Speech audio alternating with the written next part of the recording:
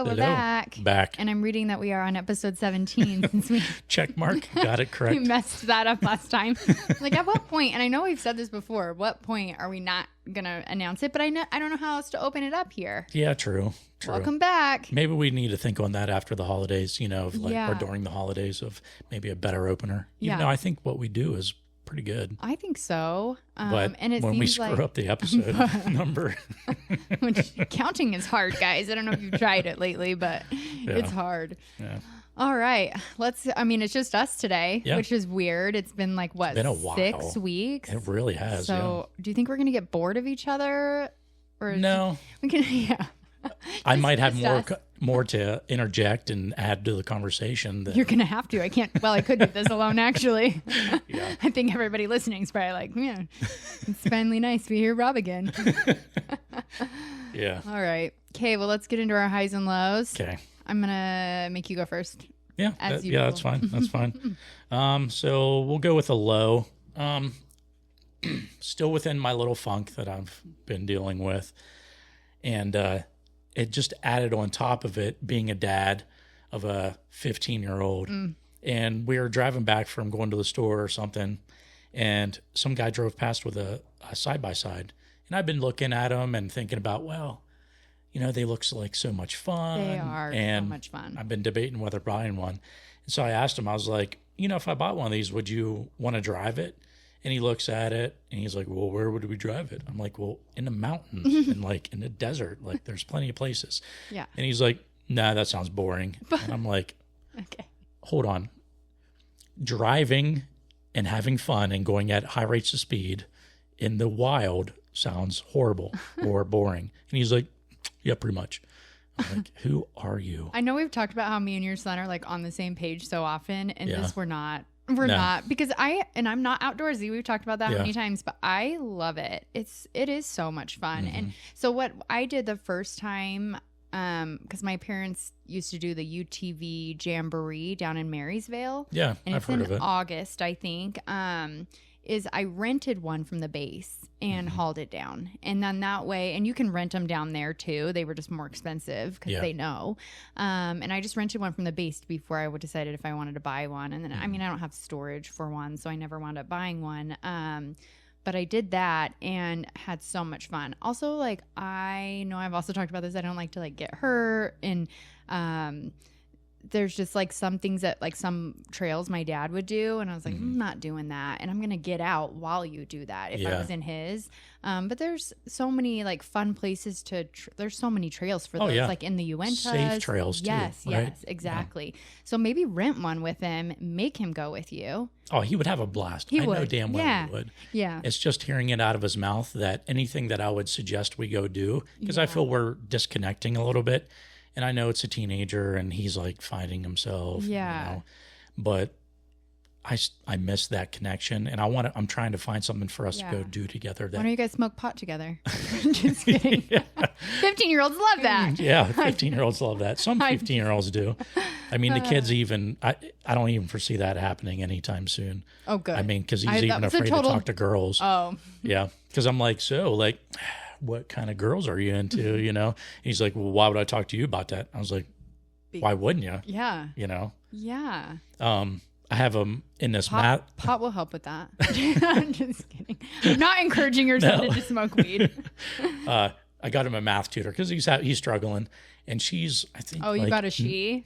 Okay. She's like 19 or something. Okay. And she's not bad looking. So Stop. The first time she walked out, and he walked out, and he looked at me, and he like got a grin on his face, and I was like, oh yeah. So I asked him. Not gonna learn any math. What are you doing?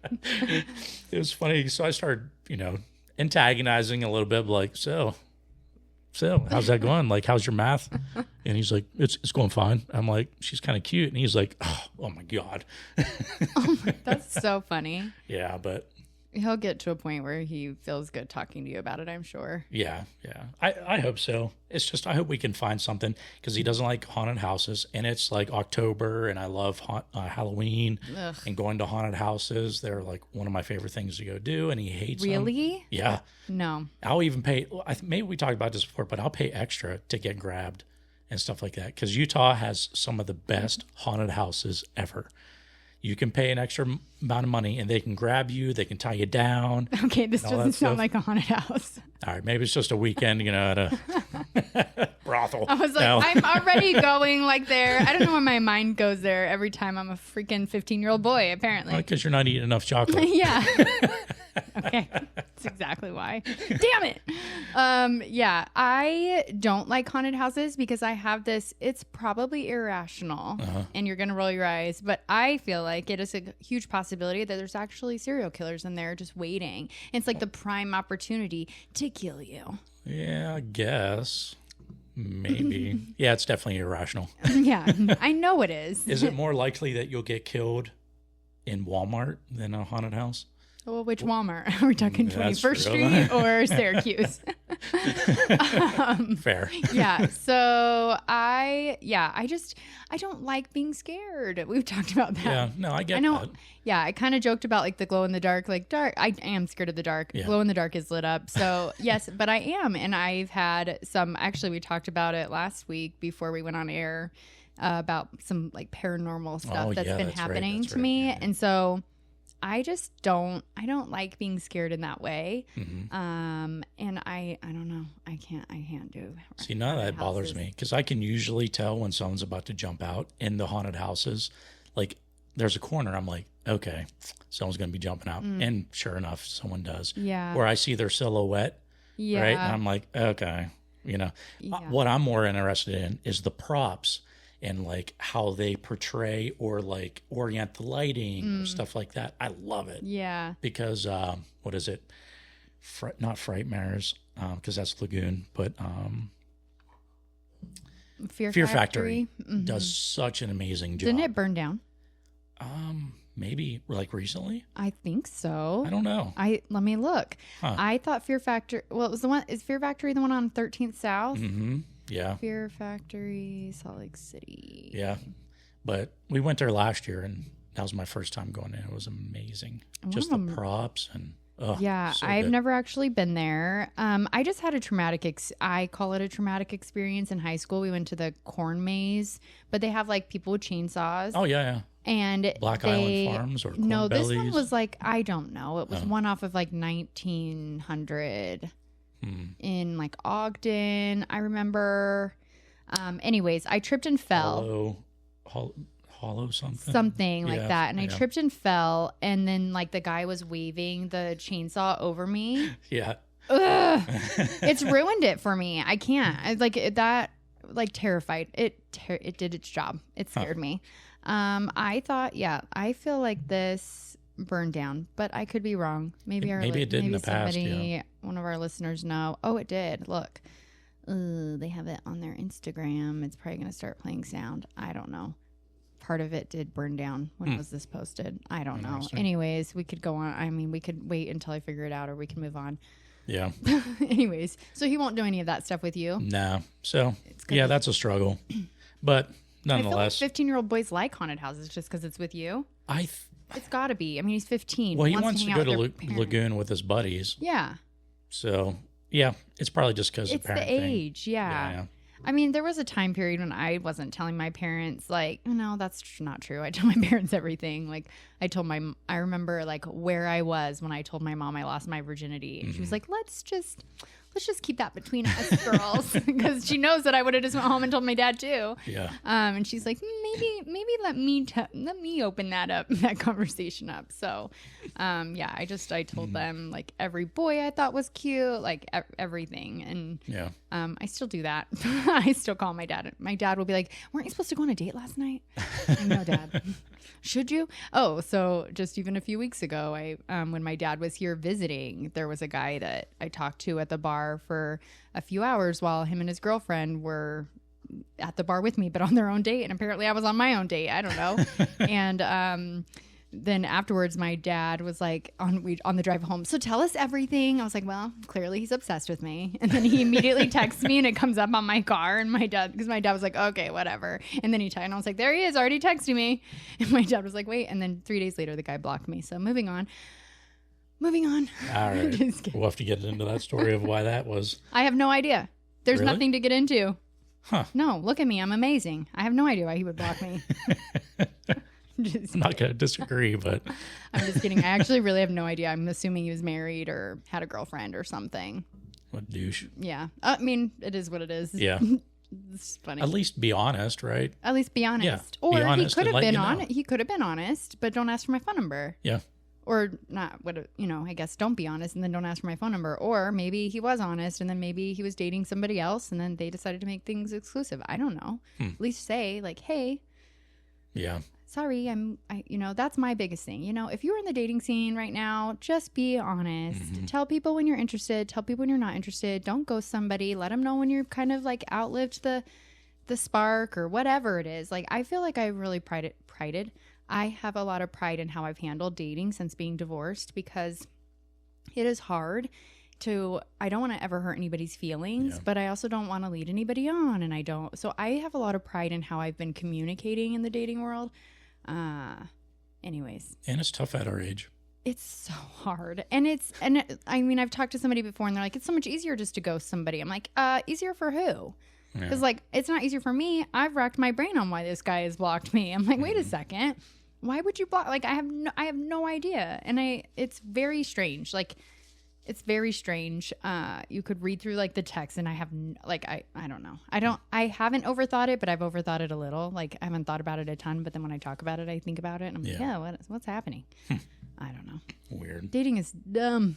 It's dumb, guys. It's the worst. Yeah. So let's get into my high. So my brother got a new job, a national construction company that's based out of Hawaii.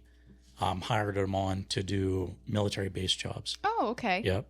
And he's a project manager, and now he's making like way over 6 figures. First time ever in his life. Like, that's so he is killing it. So he's driving down to Albuquerque next week, and he's dropping off my old dog that I left in North Dakota with him for about a month. I'll be keeping my dog, so it'll be good to get a little pup time. Yeah, that's awesome. Yeah. What's the dog's name? Dolly. Cute. And you said she's a blue heeler. Blue tick. Oh, blue tick hound. Blue tick coon hound. Oh, cute. Yeah, she is. She's How a really big good is dog. she?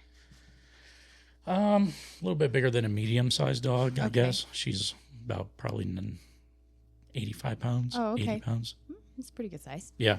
Well, she gotten fat since I gave her up to my brother because he spoils her. Oh, that's fun, though. But yeah, it'll be fun. I'll take her out in the mountains and go hiking and stuff like that. Oh, fun. Yeah.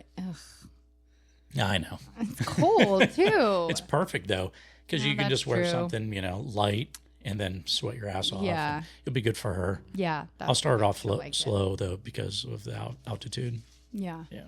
If you guys can hear that rustling, it's Stevie playing with his toy. He's brought 4 of them in here since Rob got here, so he's just begging for attention. Yeah. Well, that's good. That's a good high. I know when we first started talking before we went on air, I always say you were mentioning you didn't really have a high and that things were just good. And I wanted to bring up that it's like a content state. And I remember it was probably like a year or so after my divorce, I was in therapy and I had just said that. I was like, things don't seem like super great, but they don't seem bad. Yeah. And I was like, I just feel very content. And it's like that homeostasis that Emily was talking about last week. It's like you just have this level and that's good. That's fine. We're going to have these highs and these lows. It doesn't feel good though. It feels weird because I think we chase the high. Yeah. Well, you're a very goal-oriented person and always are striving to do stuff and always stay busy. Yeah. I'm the same way. Yeah. So, those, I wouldn't say even a low, but that stagnation, it almost feels like a stagnation. Yeah. But stagnation seems like a negative connotation on content. It shouldn't be. Yeah, when it shouldn't. Because that's where it's like the negative version. I don't know why it has that negative connotation. Yeah. It shouldn't be because it's fine. I'd rather be content than shitty. Yeah. You know? True. So I just wanted to bring that up. I think that's like an okay state to be. I remember I used to talk a lot about like, I just feel like my high is here and everybody else's high is here. Mm-hmm. Like, so I would correlate that to like depression, but I liked how Emily last week said that everybody's homeostasis state is different levels. And so I thought that was worth mentioning on the podcast, just because I'm sure other people have felt that. Like, I remember, this is the first time I realized it. I was in England and I had met a friend, and she is amazing, but she just always was so excited. Like, I remember she was coming over to hang out, and all we were doing was like, she brought her dog over. She had the cutest little Boston Terrier, and she brought her dog over, and we were just going to have like we were watching movies and coloring. Like Dave, when I was married to him, he was back in the States for a while. Yeah. And I remember I had like this glass window on the side of my door, and I was coming to the door, and she was like jumping up and down and so excited. And I was like, what the fuck is this? That like, would be so awkward. It was awkward because I was like, what's happening? Like, she was just excited for me to get to the door. And I was like, oh yeah, we're two different people. Yeah. Like, this is weird. But it wasn't. It was just like, she's just a normal person excited to see me. Is that like, normal? I don't know. I don't know. Maybe my state is more normal. I was like, seriously, guys, if I show up at your house and you're jumping up and down, clapping your hands, excited to see me, you're leaving. Yeah, we're not friends anymore. And I'm different. If you're not jumping up and down clapping, I'm leaving. Everybody should be jumping up and down clapping when they see me. That's what I've now realized in my healing era. Watch next time Clint or Tom, when they see us, they'll clap. Yay! It's so funny. I honestly, I just remember thinking like, like she just like happy, like she's a happy person. Yeah. And I can't relate. And so I think I just thought I was not, and I mean, I was happy, but I wasn't like, jumping up and down happy. And so I think in my mind, I probably overthought it and thought, oh, I must be depressed. I must be sad. I must be like, I'm just like not normal. And it's like, no, you're normal. This is your state. It's just here. Like, you just open the door and give a nice hug, and we don't need to be jumping up and down. But I always think that people that are like that, are they masking? She might have been. They could be. Yeah. Honestly. Or maybe I'm just masking. a pessimist. I mean, they could be masking it, but it's kind of like that fake it till you make it, maybe. Like, I don't know. Well, sometimes that's worked. Yeah, I guess. Or, what's the saying is, I don't even remember. But if you're putting it out there that, that you're happy and you're overly excited, maybe you're tricking your brain into getting past something. And then if you do that more often than not, then you're consistently happy. Yeah. Maybe. Yeah. I think there is something to the faking it till you make it. It actually brings up kind of I was going to talk about some books that I read, but one of the books that I read that I really liked, that I actually had a couple of friends recommend, was called Breaking the Habit of Being Yourself by Joe Dispenza. And he is like a psychologist, but also a neuroscientist, I think, if I have that correctly. And I feel like there's not a lot of people it's like he has like this niche, because there's not a lot of like neuroscientists that believe like in like the psychology and vice versa almost. I think that's what let me double check, because I feel like it's like a neuroscience thing. But he talks about like neuroscience and mindfulness, I guess. So like that whole like yogi type mindset. But he talks about if you, what am I trying to say here? Like if you're thinking the same thoughts all the time, you're going to continue feeling those same emotions all the time.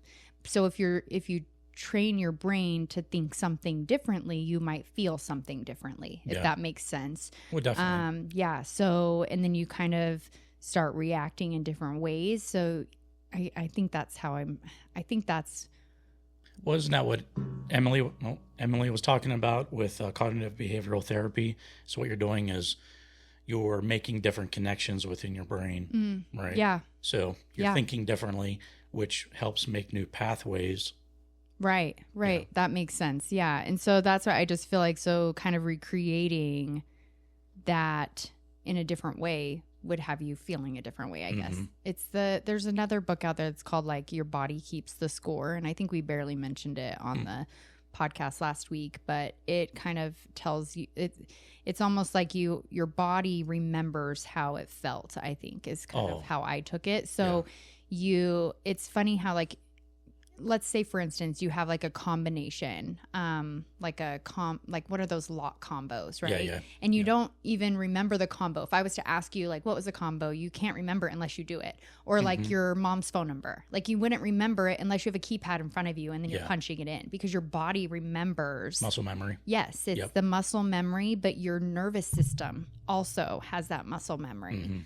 Like I remember just even, I know we're trailing off here, but I do feel like there's a lot to be said about like the, changing the way you think and maybe like fake it till you make it type of thing. Yeah. Kind of tricking yourself. I mean, we haven't gone into your highs and lows, but I guess the question is, have you done that in your life? The fake it till you make it. And have you seen the change? Have you noticed a change? Because I don't know if I've fully done that in my life. I think the one thing that immediately comes to mind, because I wanted to ask you how you did with your homework from last week, is the accepting compliments and being nice to yourself and saying nice things to yourself. I guess like that's for you, like the accepting compliments, that was really hard for me. And I think last week I talked a lot of shit about, how important it is. And I shouldn't say talked a lot of shit. I talked a lot about how it is, but I made it seem like it's just something I just did and picked up so easily. But this is like years of things that it's like years of something I've been working on. And I still today caught myself wanting somebody complimented my sourdough on Facebook and posted a picture. And in my head, I was like, why the fuck would you post that picture? That is a hideous loaf. It cracked in the wrong places. But instead I wrote, thank you so much. Yeah. But in my mind, because I was going to say, oh no, like I wish I would have given you a prettier loaf to post on social media. Like something, I was going to write something different. And then I was like, no, just accept the fucking compliment. Like how awkward would it be for her to see my thing? So it's almost like that to me, I feel like is a situation where I've done the fake it till you make it, because I have started accepting compliments and I've started believing them, and I've started telling myself nice things about myself and I've started believing them. So I will say yes. And that's when I read this book, I actually listened to it because I bought it to read and I was like, I can't. It was too sciencey. That is one of the negatives of this book, this Breaking the Habit of Being Yourself by Joe Dispenza, is that it is, because he's a neuroscientist and a psychologist, it's very like there's a lot of medical stuff. And one of the tips I actually got. So actually, you want to know who told me to read this? Was Jason Dowdy. Really? Yes. And he told me that he's like, read the first 2 chapters twice at least and then move on. And I did that. So I actually read it. I bought the book and read it, and I read the first 2 chapters and I was like, I need to listen to this book. So then I went back and I bought it on Audible and I listened to it. And so I will recommend doing that, because it was a lot of like the background and a lot of like more medically stuff before he gets into like the mindfulness and like meditation and things. And I bought a second little, it's like an Audible, a 2-hour Audible on like mindfulness and like meditations, as well. So that's helped. But I think, the big takeaway from that book is just that you're not stuck with the way that you are. So your thoughts and emotions can be rewired based on what how you train your brain and think. So I do think it seems like he's got a lot of science to back exactly that. I hope so, right? Yeah. Do you feel like you have ever kind of faked it till you made it and made it work?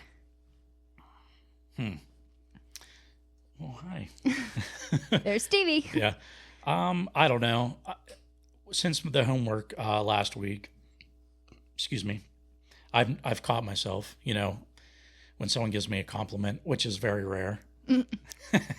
Stop it. I actually noticed I gave him 2 compliments when he got here, and he said thank you both times, and I was very impressed. Yeah. I noted it so I could bring it up later, which I did.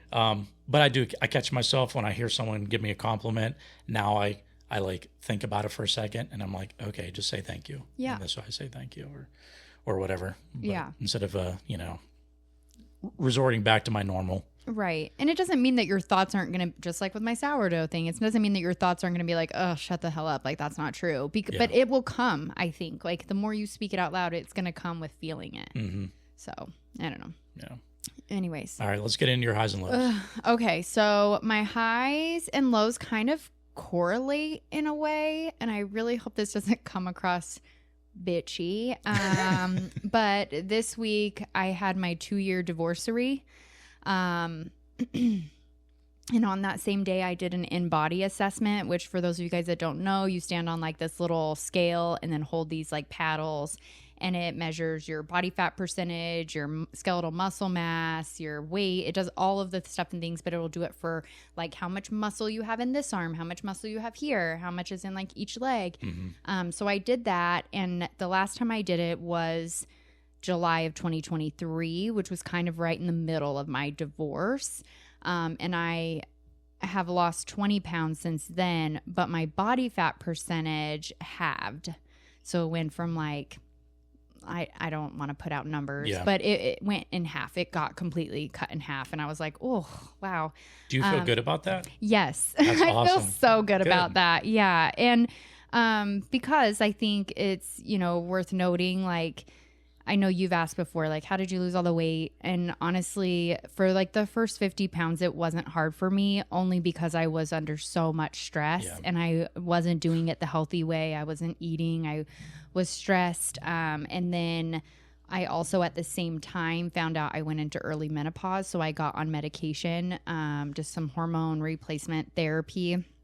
So I think with those two things coupled, it was easier for me to lose the first 50 pounds than it ever had been. Like I had struggled with weight loss.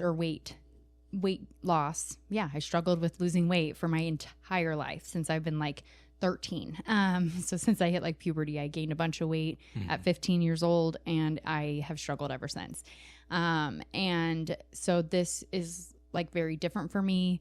I weigh less now than I've ever weighed ever in my life. So, I mean, as an adult and whatever, but it feels good because then after that, I tried to like monopolize on that weight gain or weight loss. And I, was trying to be mindful of my eating and exercise. And then I've done like 75 hard, and I did that more to like get myself back into lifting.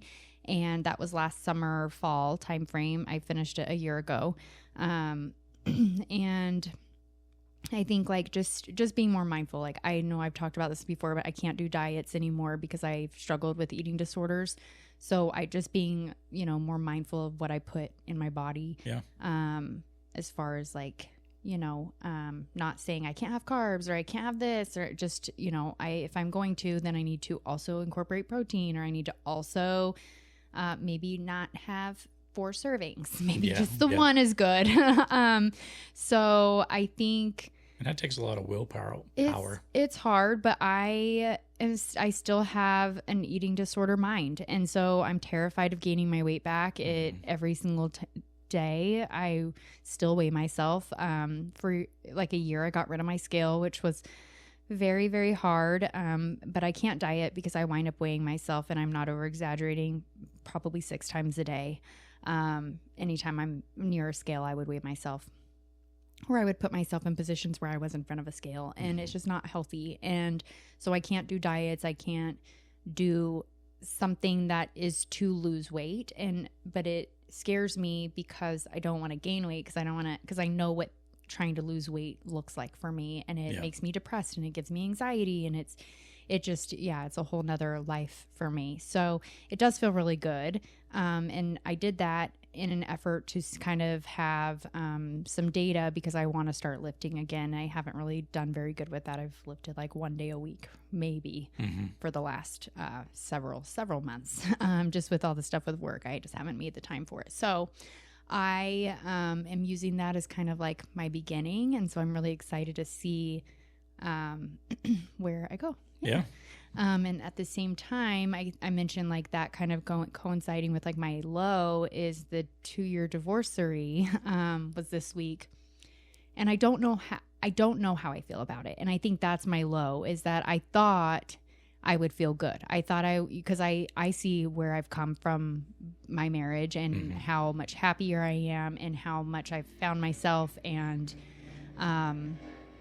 really have come into my own, and how proud of the growth how proud I am of the growth that I've done and the healing that I've done. But I also am human, and I see or hear things that my ex is doing. And you know, I'll just say this. I know that he was in Hawaii this week with his girlfriend, and I'm just like, oh, cool. Like, you know, and it's fine. And I'm happy for him if he's happy.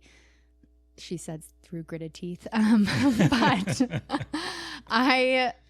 2 years is still fresh. It is fresh. And I think my low is that I thought I would not have any feelings, and I don't have. It's not that I don't have any feelings. I want to feel nothing, but how do you feel nothing after, you know, loving somebody for 2 years or 10 years, sorry. And then, you know, still, obviously I don't want the worst for him. I want, you know, he has his struggles, and I hope that he's working through them. And it seems like maybe he is. And, you know, you're in Hawaii with a beautiful woman like she really is, and I hope that he's treating her well, because he did not do that for me. And I just hope for her that he is doing that. And I think, you know, it hurts because right before we decided to get divorced, we were in Hawaii. And so and for the same thing, like, I don't know. Sorry. It's because I don't know why I don't understand my feelings, I guess. And so I have to sit, right? I have to feel my feelings. I have to sit on that and understand why, you know, it's not, I think you're still kind of mourning the loss of something that could have been, but I don't want that with him anymore. And so it's like confusing, I guess. And it's hard. I mentioned last week, like, I have been lonely. And so there's that too. It's like a little component. So it might have nothing to do with him or our marriage or mourning the loss. Like I really haven't had a lot of time to process it. So I'm literally doing that on this microphone right now, which is probably not the best thing, but you guys want raw, here it is. So I don't know. I guess it's just, I just need to figure it out. Yeah. I'm trying to think back of when I felt like I was over my marriage. And maybe it was like at my 5 to 6 year mark. Yeah. And it was still fresh within that 5 years because I was fighting for custody of my son. That's hard. So that still kept it close. Fresh. Right. Yeah. So, and the interaction with her. Yeah. And I've had zero interaction with him since the day he moved out of here. And so But you haven't really been in a relation, not to say that you haven't been in a relationship because I don't fully know, but if anything, you haven't been in a meaningful and loving relationship to help counter that feeling of loss. Correct. Right. Yeah, that's true. I think, yeah. Right. Yeah. So. And I would say, like, I have tons of support, and so I have a lot of meaningful relationships, but it's different when it's a different type of companionship that's taking your attention away from that. Yep. But I also don't. I'm like really proud of myself for I waited a year after my divorce to start dating, and I am proud of myself for doing that. I wanted to sort through some feelings and emotions and some things that I had felt like I had gone through. And then I started dating, and I don't know if we've talked about this, but actually Emily that was on last week gave me just this suggestion when I started dating that she did when she went through a divorce. And I feel bad that I just mentioned that on here, so I apologize. But it was just to keep like a dating journal, because it's really easy to come out of a divorce and know everything you don't want in somebody or a relationship, right? It's really easy to be like, I don't ever want anybody that talks to me like that or does this or, you know, X, Y, Z. It's really, really easy to be like, I don't want this. But it's really hard to know what you do want. And so I started keeping a journal of everybody that I had either talked to or met or went on a date with and, you know, interacted with in some capacity that was like more than just a friendship, right?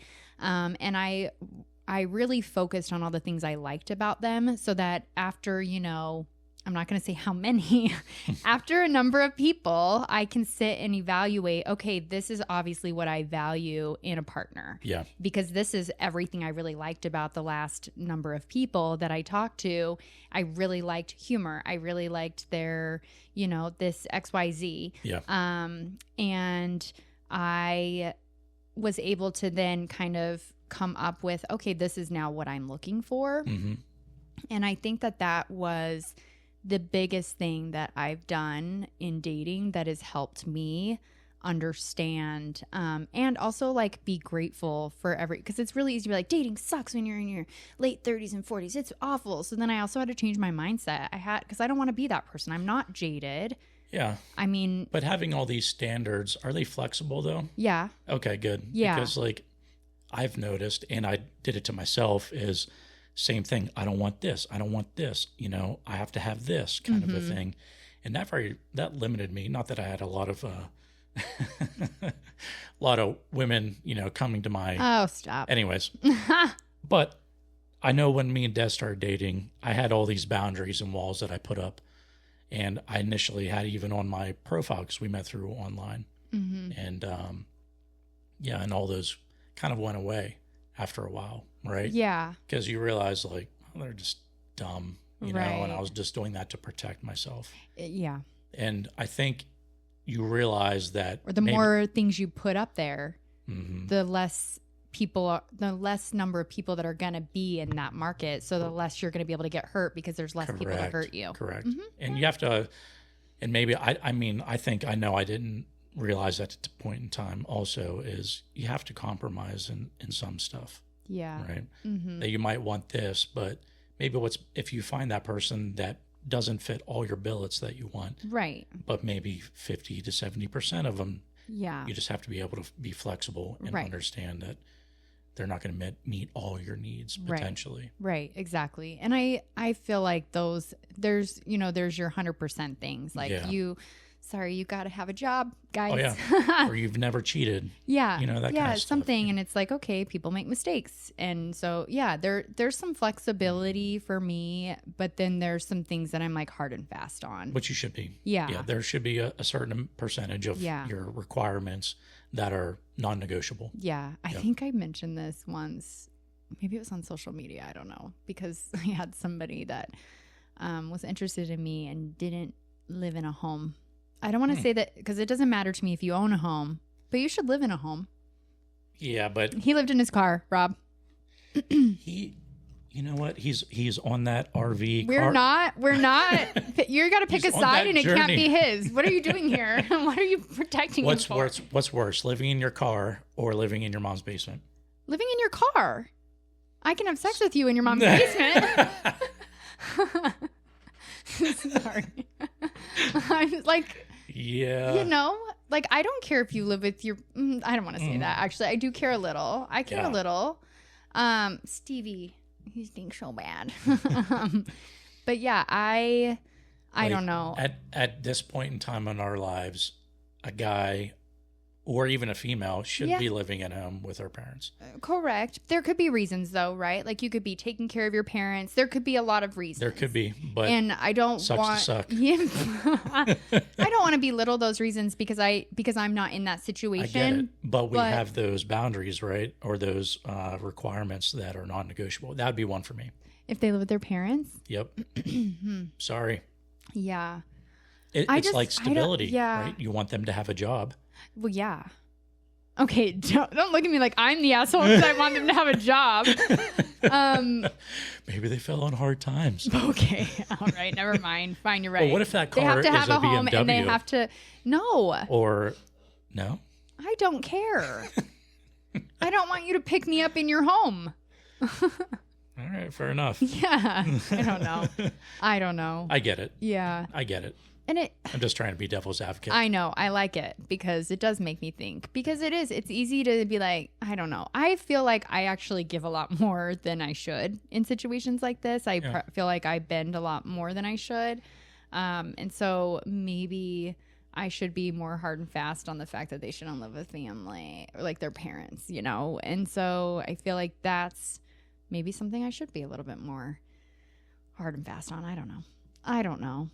Yeah. Maybe I'll revisit my list. Anyways, that list has been helpful. So if you are out in the dating world, I definitely recommend that. I think the other way that I stayed positive in dating is that I just kind of had to reframe my thinking because I had some funny dates. But then I was like, just like the book thing that we've talked about is like, take away like one good thing from this book is I would take away like one good thing from this experience with this person. Yeah. So whether it was coffee, a phone conversation, a FaceTime date, you know, an actual like dinner date, whatever, is it like, did they tell me a new book to read? Did they tell me about a new restaurant? Did they tell me about a vacation they went on? Like that I can like write down and be like, oh, they went to Amsterdam and I need to go to this restaurant in Amsterdam. Like, so I started thinking of it that way to where I'm like, okay, let me just come up with like one good thing so that it made me excited. But it also like, you know, I'm taking my time to go on this date. They're taking their time. Possibly we're spending money depending on what it is, but regardless, you're giving your time to somebody. Yeah. And I want that to be a good experience for that person as much as I'm sure they want it to be a good experience for me. It doesn't mean that at the end of the date we're going to connect. It doesn't mean at the end of the encounter, I should say, not even a date, we're going to like each other in that way and want to move forward with another date or a date in general.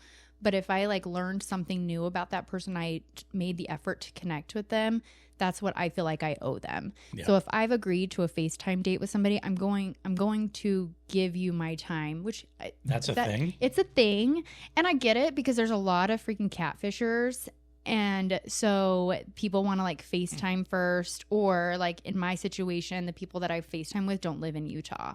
And so I've done a couple of like FaceTime dates, either if they're out of town or I've done a lot of phone conversations. But it's like, regardless, I'm giving you my time. You're giving me yours. So I'm going to try to be. Go ahead. Say what you want to say. Just fucking say it. No, explain what a FaceTime date is, because FaceTime conversations I can understand. It's a FaceTime conversation. Oh, okay. So it's not a date. Yeah, but it's planned. And because I'm thinking like you guys set up your cameras, you're eating you guys' dinner together, and like. No, we were not doing that. So yes, a FaceTime conversation. Yes, I will say that. Okay. All right. I guess I just like consider it a date because they've probably posed it that way to me, honestly. But yeah, it's just FaceTiming with somebody to get to know them before. That makes sense. Yeah, which to me, I'm like, okay, you are a real person. And I don't like the way you look on FaceTime, so just kidding. You look nothing like your pictures. But it is good to see, like, you know, because you can talk on the phone with somebody and their voice. So this happened to me recently, actually. I talked on the phone with somebody and their voice reminded me of someone I do not like. Oh. But maybe if we would have FaceTimed their mannerisms and I would have been able to see like their personality with it, I may have not like correlated it with this person. But I absolutely could not handle it. And I never spoke to him again. So, but he never tried speaking to me either, which is fine. So maybe I reminded him of like his mom or something. I don't know. So what's some, this episode's turning into a whole I know, dating sorry. thing. I don't want it to do that because I have a whole nother month planned for that. But I am curious what you have to say because I'm sure people love this. It's like a gossip thing. People are like, "Ooh, let's hear." I'm kind of curious of like what are some of your no-goes, like automatic. So like, would a sneeze, the way a person sneezes, be a turn like an automatic? No. Well, I would say no, but it's that flexibility. I've had where. Like, so if someone like holds it in, but it's like a very loud, or something like that. No, you're done. I'm done. Where they're like trying to hold it in to be, and then but it's like very cutesy and no. So you want like a loud sneezer?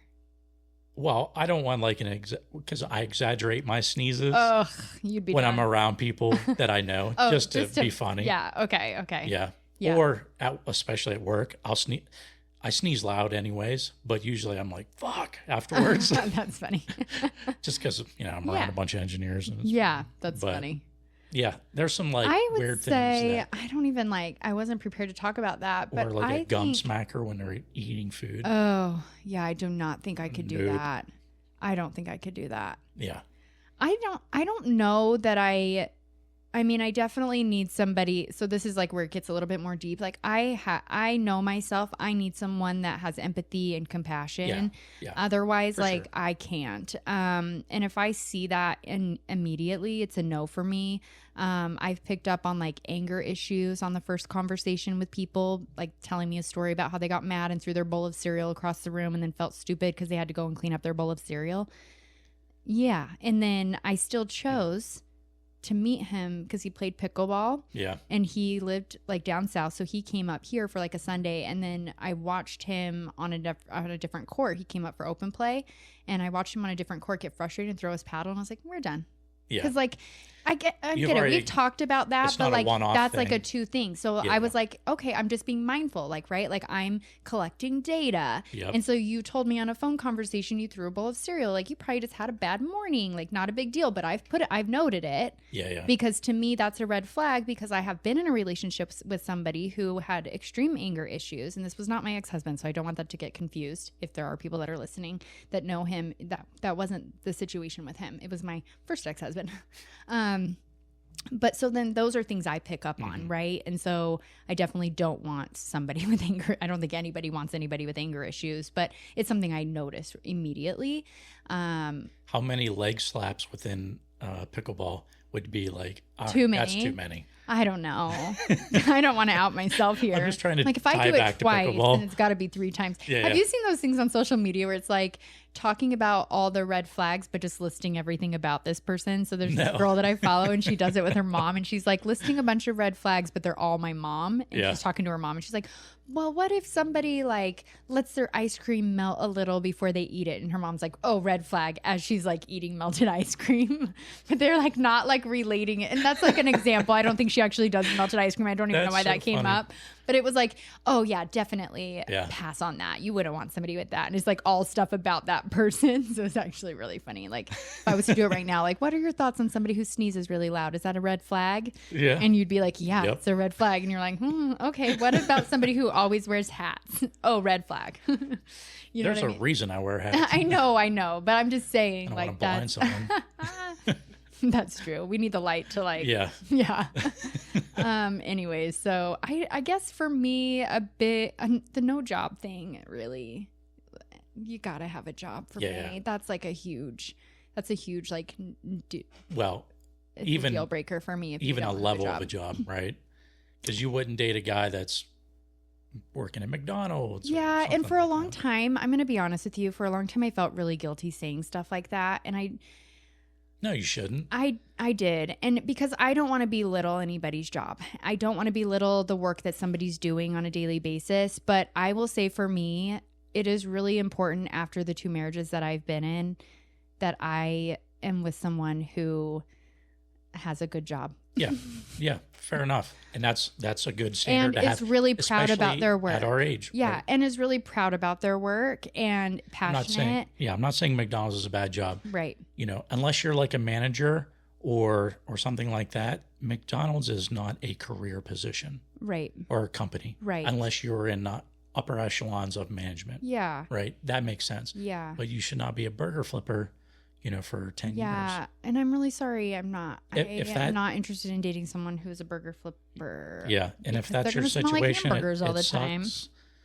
But yeah, and I felt bad saying. I just felt. I don't know. I still even feel like a little icky saying that, even though I do. Like, I feel like I need someone who meets or exceeds. Yeah. For me to respect them, I guess, if that makes sense. No, respect them in the relationship. I get that. I just feel like I want to look up to my partner. I listen to a lot of male podcasts and YouTube that talk about dating and stuff like that, especially in older ages. And that's a common theme that I hear women talk about is they want someone at their level or higher than them for that same purpose. Yeah. And I think guys do too. So if a girl's making a certain amount, they want to make more than them. Right. That way they feel like the breadwinner. Yeah. And that they're contributing to the relationship. Yeah. And things like that. And I would like that. Yeah. Yeah. And I feel like a jerk for saying it, but it is what it is. It is what it is. Yeah. It is what it is. Like I want to feel taken care of because I haven't felt that. Well, they've done studies like females that are CEOs of companies, they won't date down. They want another CEO that actually makes more than them. Yeah. And I know there's very few female CEOs, but the ones that aren't married, they're usually not dating. Right. Because, that pool is so freaking small. Well, what do they say? It's like, that song that came on last summer. It was like, I want a guy in finance, 6'4", brown hair, blue eyes. Like it was like a whole thing like this girl said, and it was like so hard to find this guy because she's literally listing like a 0.5% of men in the US. Exactly. So 0.5, but every female is looking for that. And it's like, okay, if you already take the population, you divide it in half because there's, let's say, half women, half men. Yeah. Then you have to subtract all the men that are like, in particular, this woman. Like, this is one of the things I'll be a little flexible on, like his height, right? So, like, if you're looking for a certain height, like you better take away half of those people or even more, and then those ones that are left in the height range that you're looking, take away the ones that are married.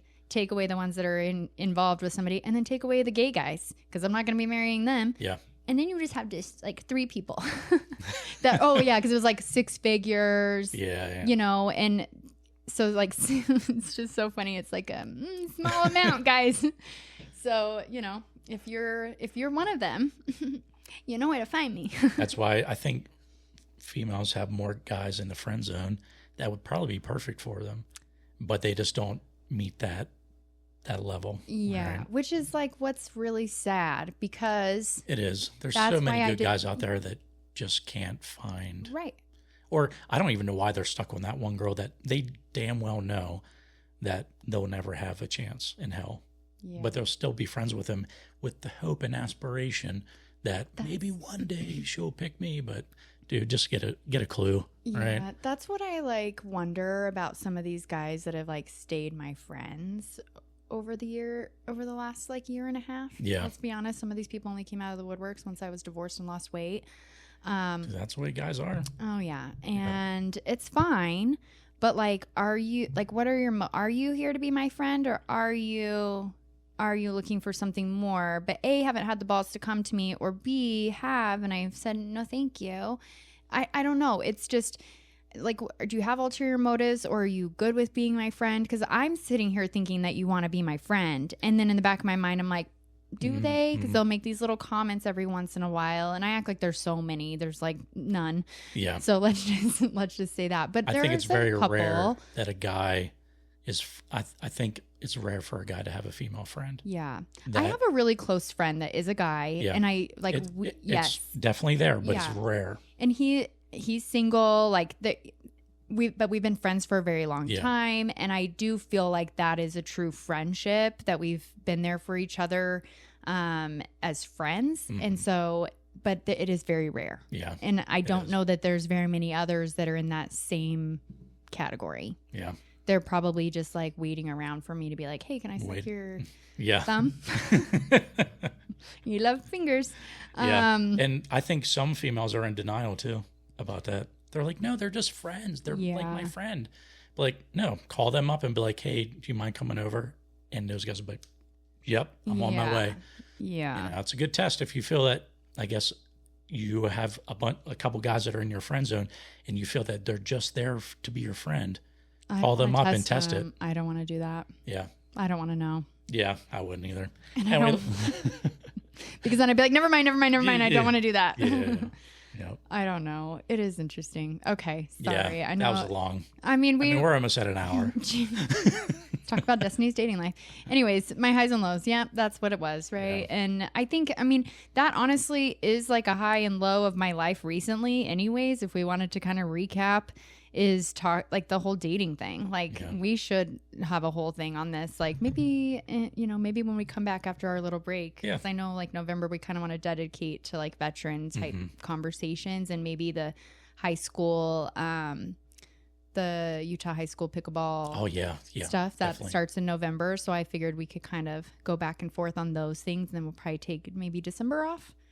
Yeah. Maybe an episode here, maybe a little special episode or something. Yeah, so my thought was maybe do like 1 or 2 episodes in December. Yeah. Because, it's the holidays. We're going to be busy. I got hunting, and then Christmas comes up and all that stuff. So yeah, that sounds good. And then we'll come back and maybe January, February, get into some more tips. Maybe season 2. Yeah.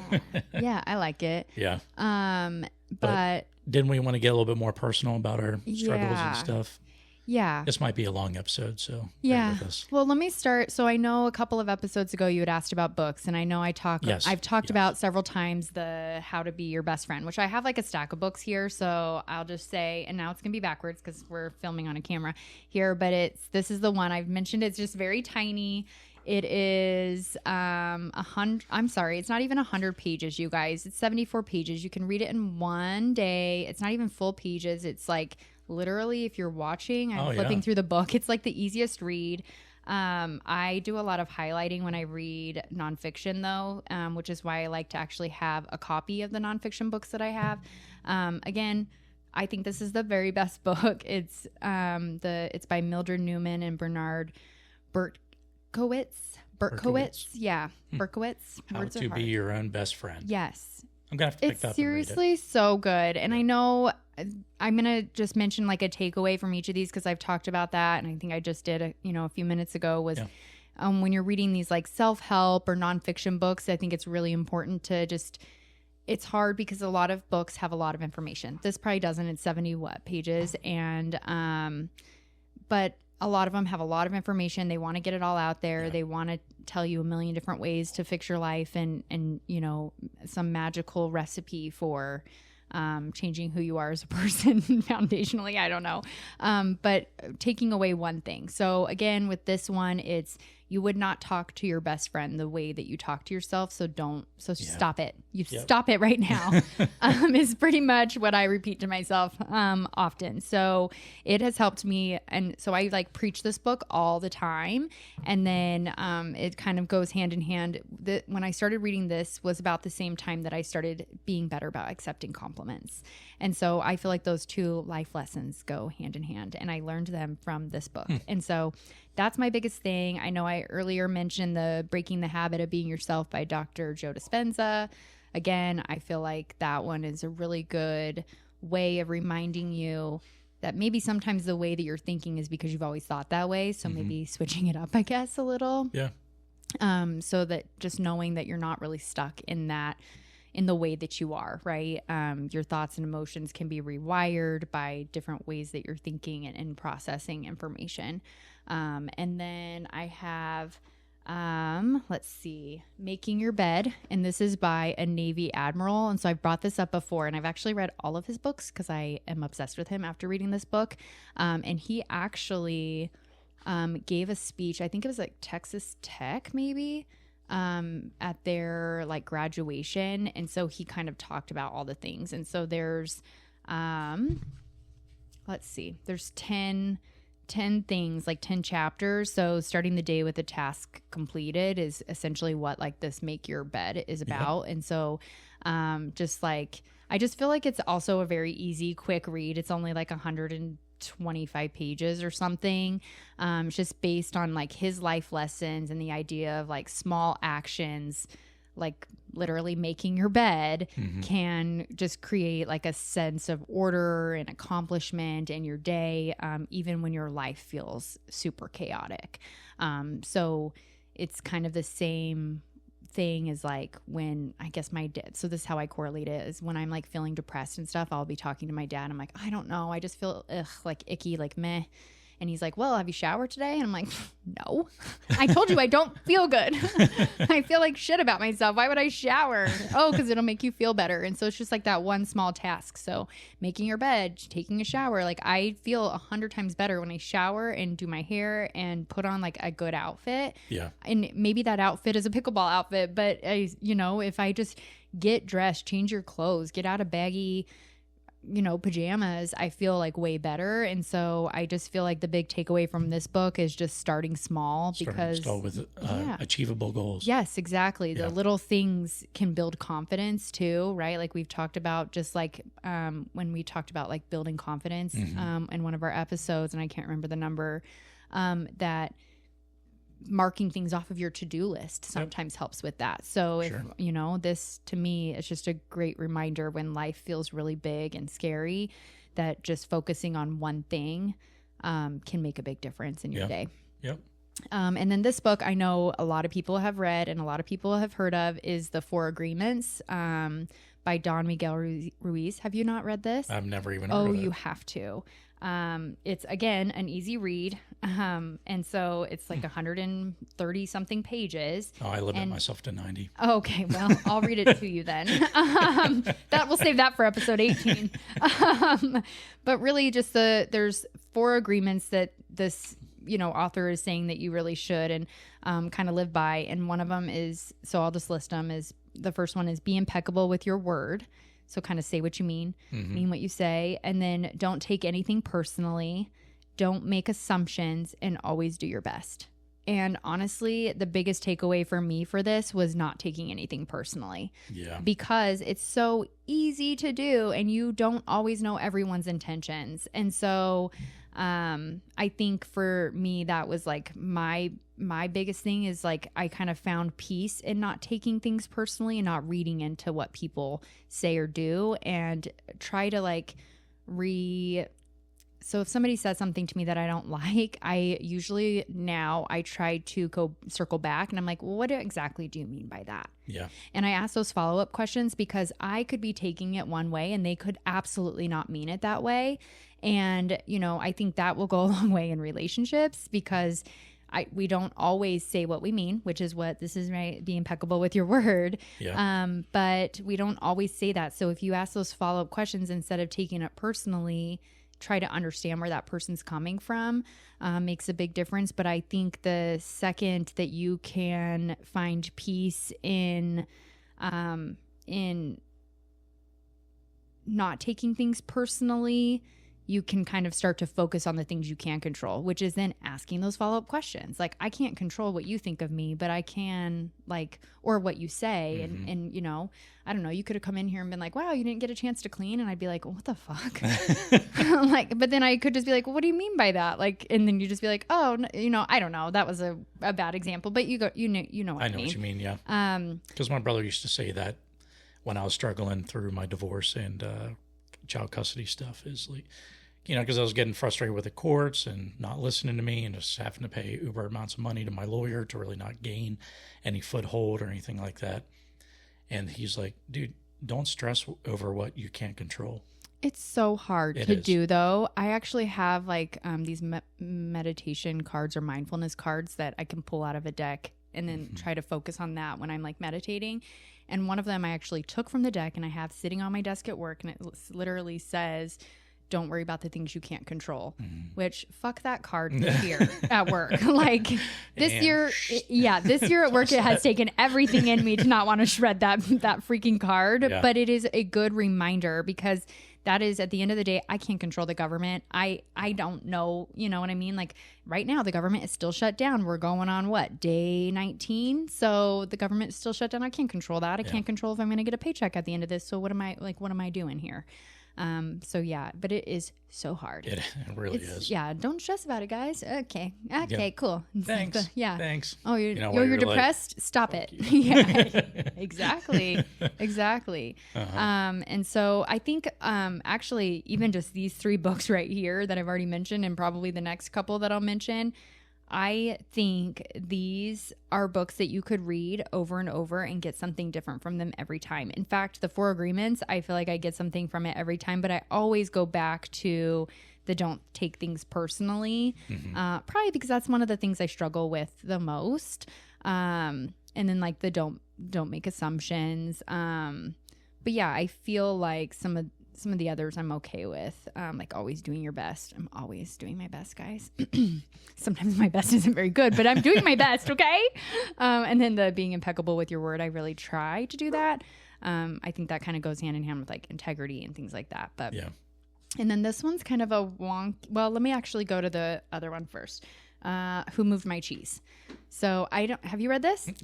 You haven't None read of this these as a books leader. that you're This is stating another tiny little book, Rob. So I really don't listen to or read self-help books. It's I'm not going to give you genre these. That I've gotten into. I would lend you these, but again, I highlight things, and I don't want people to judge me based on my highlighted sentences. I'll give you the list of these, and you can go buy them yourself. Yeah. But this is less than 100 pages. Okay. Yeah. Then I guess I'll have to read book, you guys, if you are going through a change that you feel like you don't have control over, read this book. Oh my gosh. It's so short, and it's like a cute little way that it's written by Spencer Johnson. But he just did like a cute little way of talking about mice who are trying to like figure out why their cheese was moved. But obviously it is just, I don't know, it's just like really like these mice chasing cheese, but really like the correlation is humans trying to explain how like life constantly changes, and you shouldn't always, like, if your cheese moves from this room to this room, like, don't panic, just kind of move forward. And I don't know, it just, to me, it's like kind of just talking about like change isn't necessarily like the enemy here. It's just like resisting that change is kind of where you find the enemy, I think. And so kind of embracing the change, embracing that your cheese has moved over here and now finding a new way to it, I guess. I don't know. It's a really good way to deal with change in work, in your life, and especially like just trying to help you navigate things that you unwelcomed change, I'll say, because I think there's a lot of change that we want. And so that's fine, right? Like when you're like open to change and that's where like the good comes, I feel like. I don't know. And that's kind of like there's a gist of this where like one of the mice that like deals with the change and he's open to it finds like this whole room of cheese, and it's like, oh, because he wasn't trying to get to it the same way as all the others every other time. So he changed his path and then found a whole, he hit the gold mine. Yeah, Stuart Little did a good job. Yeah, honestly, like it's really cute, but really just like if you can like correlate it to that, I don't know. It's just comfort. It's a good comforting book when you're in the transition of navigating something that like unwelcome change. Maybe I should read that. Yeah, it will help me find worth within my job. Yeah, since that's a major change. Yeah, there might. Yeah, honestly, and it's so quick and easy. And then let's see. This one I read the first time I did 75 Hard, because you have to do nonfiction. It's called Girl Wash Your Face by Rachel Hollis, and she has a couple of books. This was her first one, and I just feel like it is a good book to remind yourself that sometimes the lies that we tell ourselves aren't always the truth. Because I think we want to tell ourselves lies like we're not enough or we'll never get it together. And those are just like, I don't know. They're obviously, those specific lies are they're not helpful in any way. But I think if you're just a good reminder that like you're responsible for your own happiness, and it kind of goes hand in hand with like telling yourself those positive things because you're in charge of that. Like I know a lot of these books seem to have like a common theme, and it's like redirecting reframing your thought process, right? And just that like in this case you can kind of rewrite your story at any time. So I know like she struggled, and she talks in this book about how she would tell herself that she had to have a glass of wine on a hard day. And she's like, oh, I need a glass of wine right now. And so like she'd have a hard day with like her kids or work or whatever, and then like she'd tell herself like, I need to like relax by having some wine. And she's like, well, that turned me into drinking wine every day. Yeah. And I don't need a glass of wine. I can like redirect my day without wine and have a good day. So I don't know, that book was really good. This was like a really popular craze. Like she even started going on tour and doing these whole like seminars, and I didn't get to go to one in person even though she was here in Utah, but I bought the online thing and did like the online part of it, and it was really fun. I also listened to this book, so I did it both ways because she narrates it, and I really like to listen to nonfiction when the author narrates them, but she is like such a good motivational speaker. And it's kind of like this entire book to me was like a pep talk, and it really helped me. I think if I was to reread it now, I might not be able to relate a lot, or maybe I would relate in a different way. So maybe I should reread this book, because that's probably what it is I think I would probably pick up something different because I'm in a different time of my life. I read this when I was in a really low of my marriage, before I found pickleball, to be honest. So I wonder, I'm going to reread this actually. I'm going to set this over here because I am going to reread that, see if I can pick up anything different. And then these two books are a little bit different books that I really liked. One of them is called The 5 Types of People Who Can Ruin Your Life. Bill Eddy. It's on identifying and dealing with sociopaths and high conflict personalities, and just kind of being able to identify those people. And I think the biggest takeaway for me in this is that not everybody deserves like your energy and time. And as soon as you can identify some of those people, whether they're romantic or business partners or friendships, you can cut them out of your life because they will suck you dry if you keep them in your life. So whether that's family, I don't know. I think it's just, to me, it's like a must read for anyone trying to learn how to stop internalizing other people's chaos and start protecting like your own mental health. I have a couple of friends over the years that are very much these high conflict personalities, and I kept them in my life for a long time. And I would notice after hanging out with them, I would feel so drained and I just can't. Like I would literally, there's a friend that I had for years, and every time I would hang out with her, I would leave there with a literal headache. And I'm like, why? And it's because she was just draining me, because she is one of these high conflict personalities. And anybody listening to this isn't that person, because that person is too into herself to listen to anybody else's podcast. So anyways, so it's none of you guys listening. I'm not talking about you. But yes, this is a very, very good book. If you are somebody who doesn't want to cut the cord on somebody, or you allow certain people to kind of absorb your time and energy, here's a way to kind of identify those people before they waste your time. And then this book was one that I read. It's called Attached. And I'm sure a lot of people who are in relationships have read this book. It is big, so Rob's not going to read it. Nope. But it helped me understand like relationships and emotional patterns, and why some of us get like anxious and others pull away, and how just those attachment styles show up in not just like romantic relationships, but friendships too. And so like the big takeaway for me in this book was just understanding like my own attachment style, and how that helps me just kind of, I guess, like love people with more awareness with what they might need. It's kind of the same as like the 5 love languages. Have you ever read that? Nope, but I know the book. Yes. Yeah. And so it's like loving someone. Reading that book not only helped me identify what my love language is, but then I kind of pick up on other people's. And so being able to love them in the way that they need to. And that this book is kind of the same in that, is that learning my own attachment style, or what I had been in the past and what I like strive to be, right? But how also being with somebody of a different attachment style can trigger or calm some of those attachment styles. So, you know, if you're anxiously attached or avoidant attachment, or, you know, there's one that's just kind of, you know, the healthiest of them all. And I don't know very many people that are of that, but secure attachment style.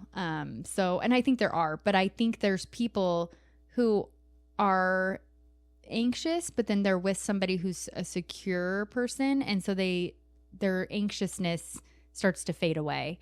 And so I know for a long time I've been anxiously attached. Like when I was in my marriage, I was for sure.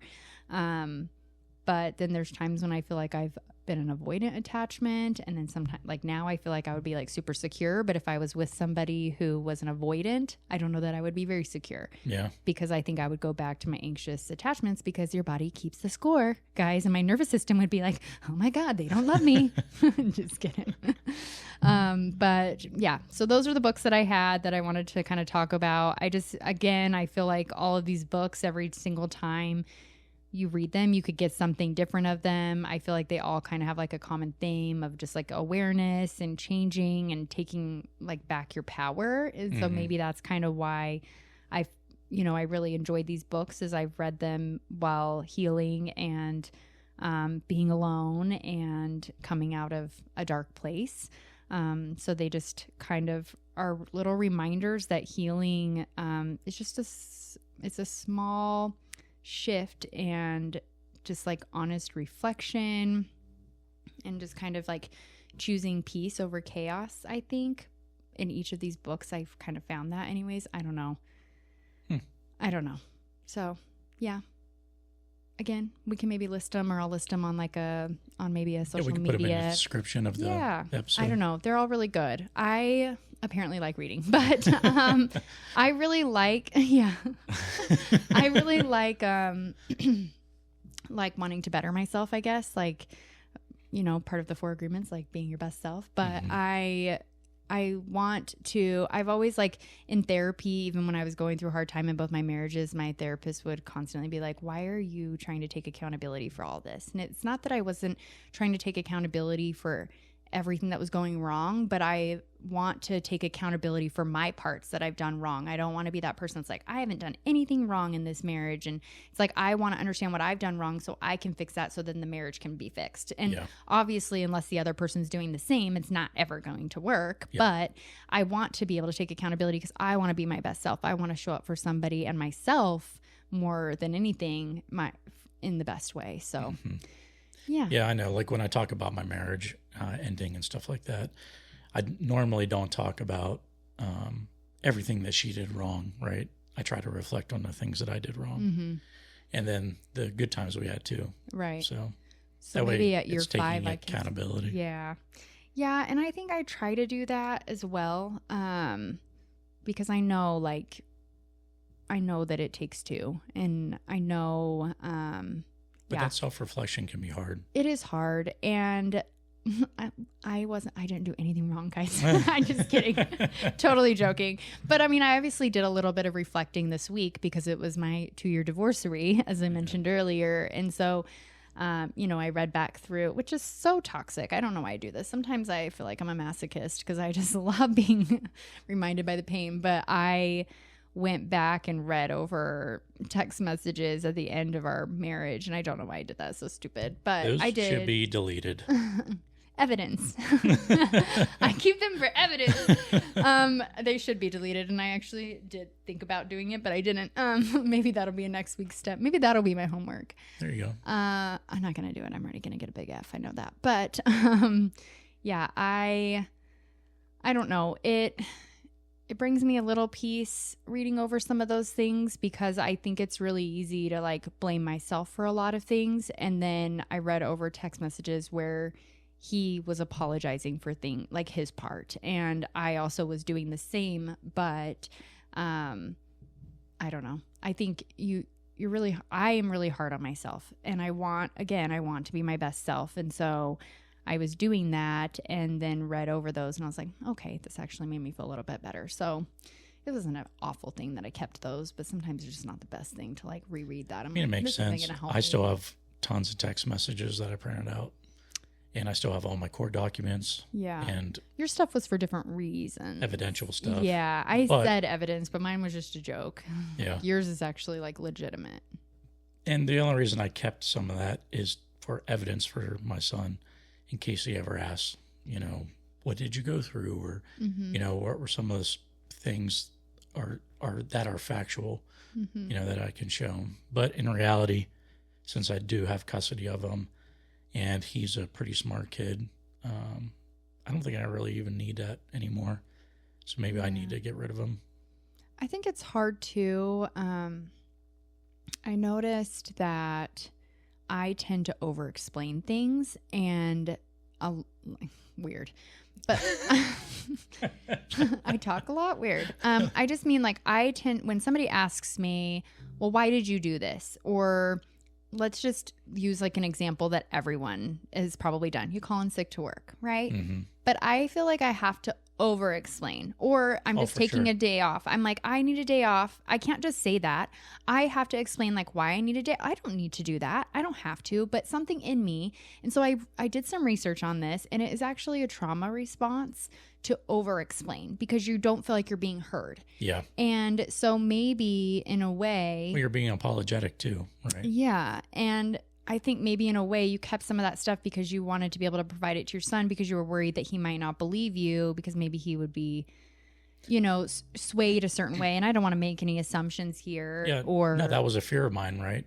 Especially that's why I was fighting so hard for custody, because there was negative things and lies that were told about me. Mm-hmm. And so I wanted all that evidence to be able to show him if he if that situation arose and he cared to see the evidence. Right. Because there are situations where the kids just don't care. They're going to believe one side or the other. Right. And that sucks. Right. Even if you have all this evidence. So I think that's the reason why I kept it, is just for that potential purpose. Right. Or situation. But I don't really think I need it. I think he's experienced some of the things that caused my divorce. Right. And he's seen it firsthand and knows. Right. So, yeah, I really don't think I need that. So, yeah, I might get rid of it. And I might ask his opinion, too. Be like, should I keep some of this? Do you and think if he you're says gonna want to no, come back to it type of thing? Yeah. Yeah. Interesting. Things to think about. Honestly, I think that I kept a lot of that for myself, too, because like you said, like that just kind of prompted me to think the same thing, is that I think there were lies that were said about me, and it's like, okay, but honestly, like, who cares? Yeah. It's so hard though. Like, I think that's one of the biggest things they don't tell you when you go through a divorce, is that you're not just losing the person you were married to, you're losing a whole family. I think that was what was really hard for me, is I really connected with my in-laws, or I really worked hard to connect with them over the years, and then I just immediately lost them. And I get that, like, they're his family. He needs the support. He needed them. I have my own family that I needed, and so I get that, but it still didn't make it any easier. Like, my mom died 10 years ago, and shortly after, I had only been with Dave for a year or something. Maybe just like a year and a half when my mom died. Yeah, it was like a year and a half. And so I built and connected with his mom. I built a relationship with his mom, and I can't keep that. Yeah. And that's hard. And nobody tells you that. Nobody tells you that you're losing an entire family. And I mean, I was blocked. I was booted off of social media, which is fine because maybe it was just as painful for them. Yeah. And that's what I try to remind myself. Like, his dad blocked me on social media, but it was probably out of respect for his son. And I can respect that. Yeah. And I can respect that they were doing what they could to support him. What I struggle with is that he might have been saying lies about me, and they believed those, and that's why I was blocked or deleted. And that's heartbreaking to me, because I feel like in the bottom of their heart, they know me, but also it's his truth and it's his story to tell. Like we mentioned that last week, like, he has his story and it's his story to tell. It's not going to be the same as mine, because we're two different humans. And that's why we were never on the same page when we were married. Yeah. So why would I expect that our divorce, we would be on the same page? Like, that's asinine. Yeah, same for here. You know what I mean? Like, and I expected that for a long time. And then even reading over some of the messages last week, he took accountability for a lot of things that at the end, and, had said he wished it could be different. And he took accountability for a lot of things that he knew hurt me, which gave me peace to know that he was on the same page with me on that. But then, fast forward a week later, and I'm being blocked by family. So he could have asked them to do that. They could have done it on their own. It could have been painful for them to try to want to stay in my life, and they couldn't because they need to support him. It could have been a number of things. And here, it kind of goes back to this 4 Agreements book. Like, I can't make assumptions, and I shouldn't, but it's hard. It is, yeah. So I need to reread that book too, guys. I'm just going to reread all of these. But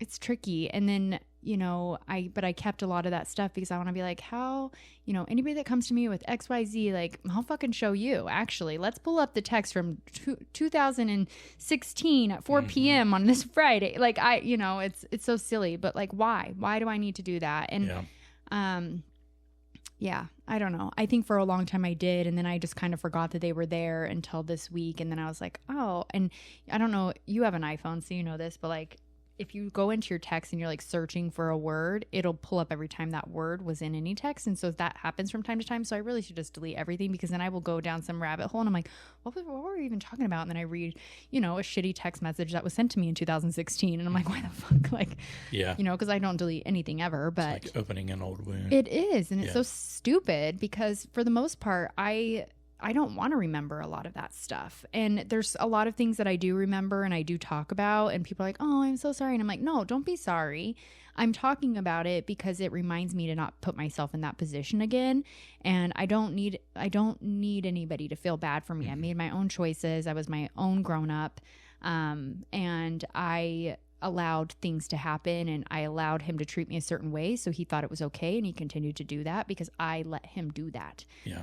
That is my fault. So nobody needs to be like, oh, I'm so sorry. Like, nobody needs to feel that way. And I talk about it as a reminder to not let myself do that again. Put myself in that position again. Like, I think maybe I've mentioned this to you. I've been married 2 times and I've never once been proposed to. Like, what the fuck? That's one of my things for the next time. If anybody ever wants to marry me again, guys, is that you have to propose to me. Like, I just, I need that. I deserve that. And I don't need that. I deserve that. If I ever was in a relationship that got to that point again, I don't also think that marriage needs to be the end all either. Yeah. I'm not opposed to it, but I'm not like, oh, I have to be married, because I think you can live a very fulfilling life with somebody without being married to them. Agreed. 100%. I mean, me and Des. Yeah. Yeah. So we're not married. Exactly. And you guys have been together for 8 years, and it's okay. Yeah. It's fine. And you guys Will we ever get married? I don't know. Who knows? Exactly. And I know people that have been together for 20 years and they never get married. Like, you do what works for you and what makes you happy and your partner happy, and who cares otherwise? Yep. Who cares? But yeah, anyways. So I can... Maybe we'll save the next one with all of our personal struggles. Yeah. I mean, we can get into it a little bit. I was just going to, I did write up like my story on why I got into pickleball and stuff. Yeah. So, but I wrote it so that I could read it so I wouldn't veer off. Because let's do that. And then I have someone else's story to share. Perfect. But I know that you wanted to share some stuff that you talked about last week that you might share this week. Were you prepared to talk about that? Like my childhood and marriage and things like that. Yeah. I mean, I can. Yeah. Yeah, I'm always prepared. Like, that's the thing. Some people have a hard time talking about the things that they experienced and went through. I don't really necessarily have a problem with that. So, okay. So yeah, I guess we'll go through. So I grew up in central Pennsylvania. My mom and dad divorced when I was 1, maybe 2. That's what I've been told. I don't know. I'd never seen any evidence of that. Oh, okay. I guess my dad was abusive. My real dad, drug addict also, but very smart. Went to college, got a degree and things like that. Just struggled in life. But I lived with my stepdad and my mom since I was like 2. And congrats to my stepdad for taking on 2 older boys, at that point in time. Well, not necessarily older. My brother's 7 years older than me. So how old were you? I was 2.5, maybe 3 years old. Yeah. And then my brother was 8 or 9. That's a lot for somebody to take in. Well, any guy that takes on stepchildren, commendable. If you do a good job. Yeah. Right? Yeah. If you do a good job. Yeah. Right. If you treat them as your own and stuff like that, Yeah. Yeah, big applause Congrats there because to you, that has to be so tough. I think that would be even hard for any stepmoms human. too. Yeah, that put in the effort and are doing an amazing job because I don't know, that just it's mind blowing. Yeah. To me. But my parents were big into partying and stuff like that. My dad was I say my dad because I consider my stepdad my dad. Yeah.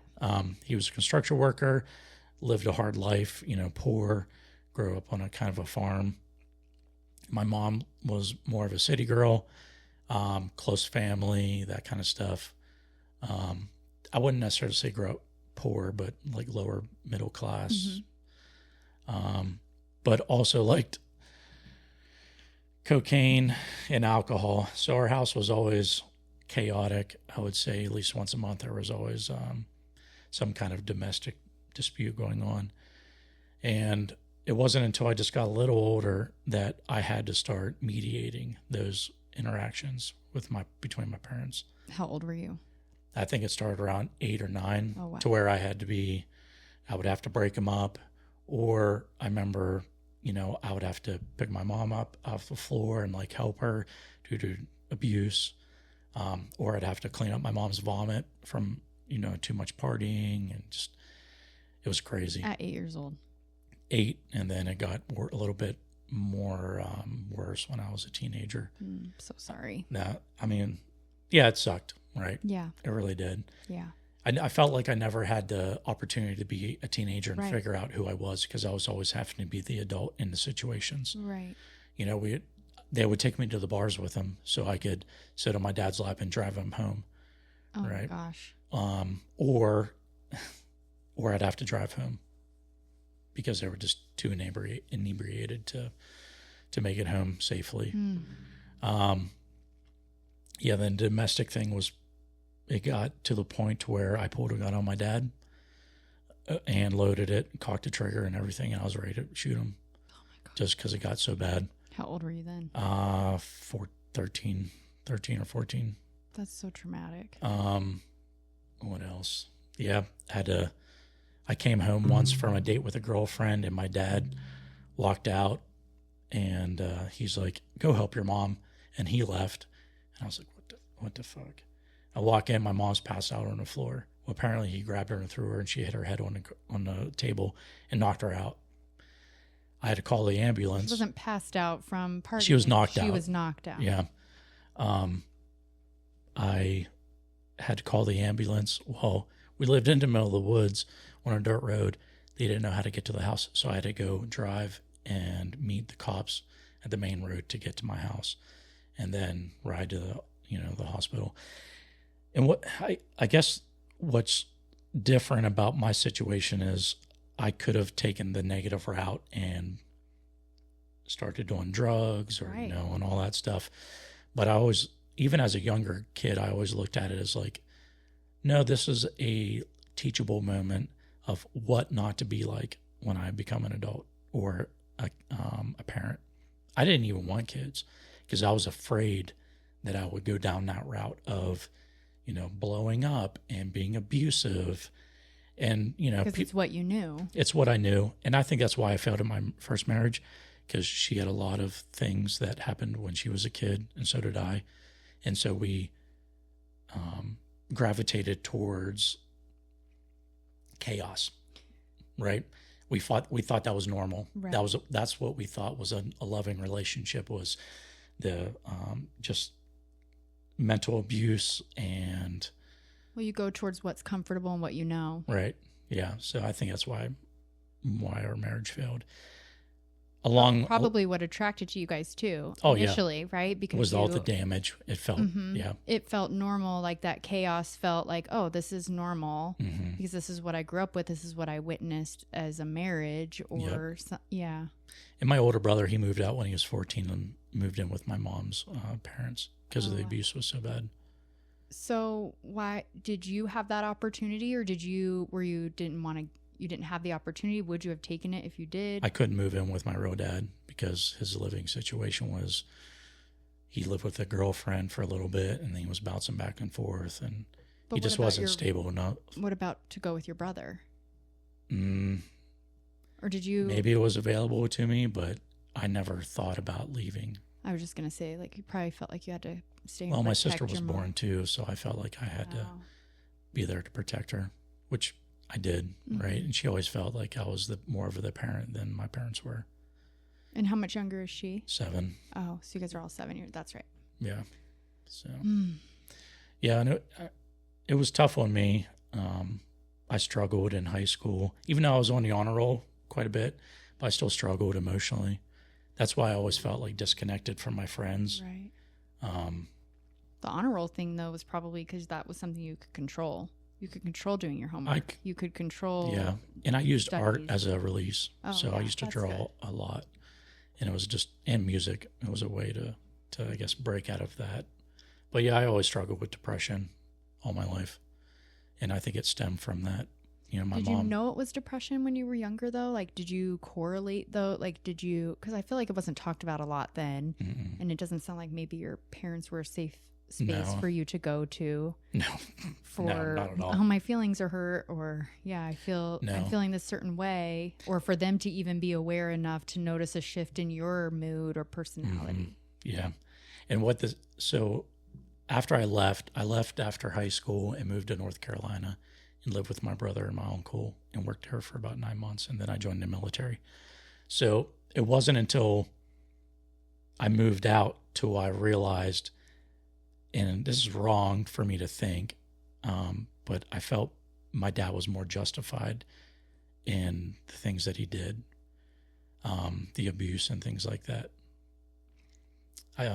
My mom got credit cards in my name, and she maxed them out and didn't tell me. And then I guess so when I was 16, my mom stole one of my checks from my checking book and drained my bank account. Wow. And then I could have put her in jail because I had a warrant out for my arrest because I bounced a check by accident. Well, not knowing. You didn't, I guess. Oh, I guess but you did because you didn't have the money and you thought you did. Yeah, so correct. You actually wrote the check that bounced. Yeah. So because she had already taken all your money. Yeah. Wow. And I was at 16, but that all got all cleared up. But I didn't take my mom to, I didn't. I have other friends that have been in similar situations. I'm like super sweaty right now. Sorry. My anxiety's pretty high right now, but it's fine. Yeah. So yeah, when I lived in a dorm, she got 2 credit cards in my name, maxed them out. And luckily after that, it never happened again because I threatened her. I was like, if this happens again, I'll send your ass to jail. I don't give a shit. You're right. Like, this is enough. Enough's enough. And then come to find out, she did this all throughout my childhood to my dad. She would get credit cards to pay off loans, get loans to pay off loans, just bad money management. Right. But not tell him, right? Fun. Or go out and spend $1,000 on clothes and not say anything, and he comes home and there's all these new clothes and stuff like that. So he would like get all the clothes and then burn them all. Oh, you should have returned them. just crazy shit that I had to deal with. It was crazy. So going back to what you said about kind of understanding, I guess you can understand where his frustration came from. I understand the frustration, yeah, but not necessarily the abuse. No, I did. I correlated that with sympathy to him having to deal with that. And then and this is wrong, right? This is why I've been going to therapy to kind of like get over this and retrain my brain. That he was justified in his actions towards me and my mom, because he didn't know how to process whatever he was going through, right? Of trying to keep a functional household and a financial household when she was going out and doing all this stuff. So it was like coming from, you were trying to forgive him, I guess. Yeah. Yeah. In a sense, I was trying to put myself in his shoes, but like, what would I have done? I don't know. He grew up in an abusive household too. So it's what he knew. It's what he knew. And yeah. Yeah, that's so hard. So. Because it's so easy to be like, I could never do that. And then you're in that situation. And it's like, well, actually, I might actually do that. Yeah. I mean, his parents grew up during the Great Depression. Oh, wow. They were young. Yeah. During that time. And they grew up relatively poor. And his dad was really hard. And probably, I don't even know half of the shit that they went through. Right? Because I'm assuming that he was abusive, really hard on him. So, yeah, I don't know. Yeah. But like I said before, they did with what they could. Right. Right. They did the best that they could of raising. Obviously, I turned out fine. My brother turned out fine. But then again, my brother struggled too. That's why he left. Right. And then he got into drugs. He got injured and then he got addicted to opioids. But he was able to get out of that bad situation. And now he's doing freaking amazing. Yeah, you said he's got this new job. And stuff. And he's good for him. And then my sister struggled with that too, because it wasn't just the friends. There was emotional abuse too. Not as bad as how me and my brother had it, right? Because that was my stepdad's blood. It was his daughter, so he wasn't as bad. But my mom, probably had a lot. I don't even know the things that my sister went through because I was out of the house. Just like your brother probably doesn't know the things that you went through. Correct, he doesn't. Right. And every time I went up to visit him, it was always the good things and. Right. And there's things that I probably don't know that he went through with my stepdad and my real dad. Right. Right. So, yeah, so we all have different dads. Yeah. Well, I think that's okay. I didn't even catch on to that. It's actually. okay. But when I think about it, I was like, my mom got around.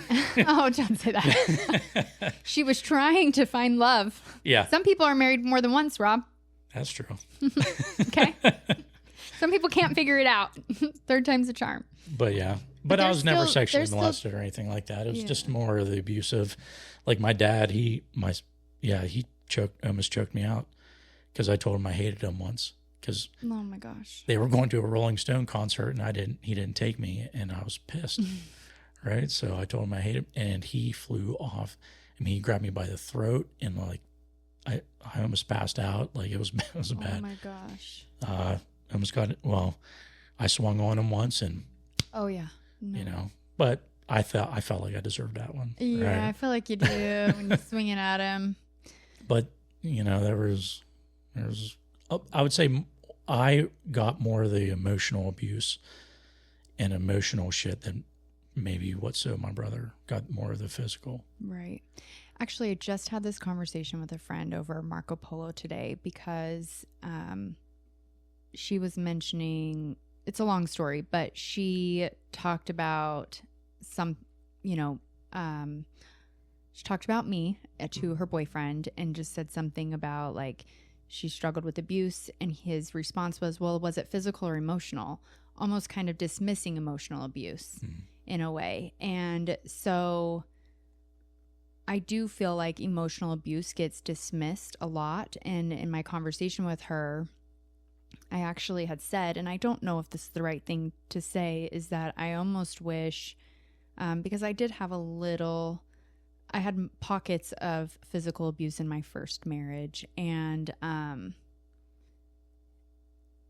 I feel like I forget that easier. Like I have like either maybe put that in the deep dark void, or I just have like moved on because it hasn't been as impactful as the emotional abuse I've endured through some of my relationships. And so I mentioned in there, like, I almost feel like physical abuse would be easier, and I don't want to offend anybody, than emotional abuse. I feel like not easier, but easier to overcome, I guess. And I don't know, because I haven't been, beat up in a marriage, and I haven't, or in a relationship. So I don't want to say, but that was the conversation, was I actually don't know. It seems as if this emotional abuse has taken, the trauma from it has taken years to work through and work on, versus I wonder if being like physically abused would have the same impact. I think it would have a different impact and probably have its own struggles on working through it, and you have your own triggers. But yeah, I'm curious. I don't know. It's just weird that I had that conversation today, and it's interesting that some people dismiss the emotional abuse, because I feel like there's a lot more trauma that comes with emotional abuse than physical abuse. And I say that as someone who has not really had a lot of physical abuse happen to her. So it seems very ignorant for me to say, but it is what I said earlier. So yeah, and I think the emotional abuse that I went through was quite different than, because, my parents wouldn't necessarily talk down to me that, I've heard of and seen on TV and things like that through movies and stuff, of the just blatant emotional manipulation. Maybe that's where I would consider emotional abuse, maybe the emotional manipulation that my parents put me through, in a sense of being the mediator of their arguments and fights and then all that shit. Yeah. So that's hard. And the ages that you were, like 8 years old, to have to be breaking up your parents arguing or mediating their arguments or their frustrations while they're also high or drunk. Yep. Like, you can't talk logic to someone who's high or drunk. No. So then what are you doing? And then at 8, how are you even processing that? Like, I cannot wrap my head around it, because I've tried to talk to someone who's drunk and talk them off of a ledge, and I can't do it, and I'm a grown up, So I feel for you, because I cannot imagine how scary that must have been then. And then, you almost kind of have to reparent yourself now to get through some of the past, I think. Well, yeah, I've had a lot of work to, because my dad he would blow off the handle, right, on certain stuff, or, just randomly. Mm-hmm. And I caught myself doing that too, right, through my marriage, and then being, especially as my son's gotten older and has gotten more of an attitude. Mm.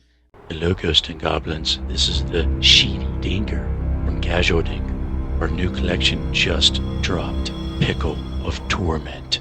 So go out and grab yours now, 25% off all year long. So grab your paddles and hit to court. And remember, stay creepy, my friends. Yeah. So that's been definitely a struggle that I've been dealing with. And I haven't really even talked to him about it, my parents. Oh. And maybe I should.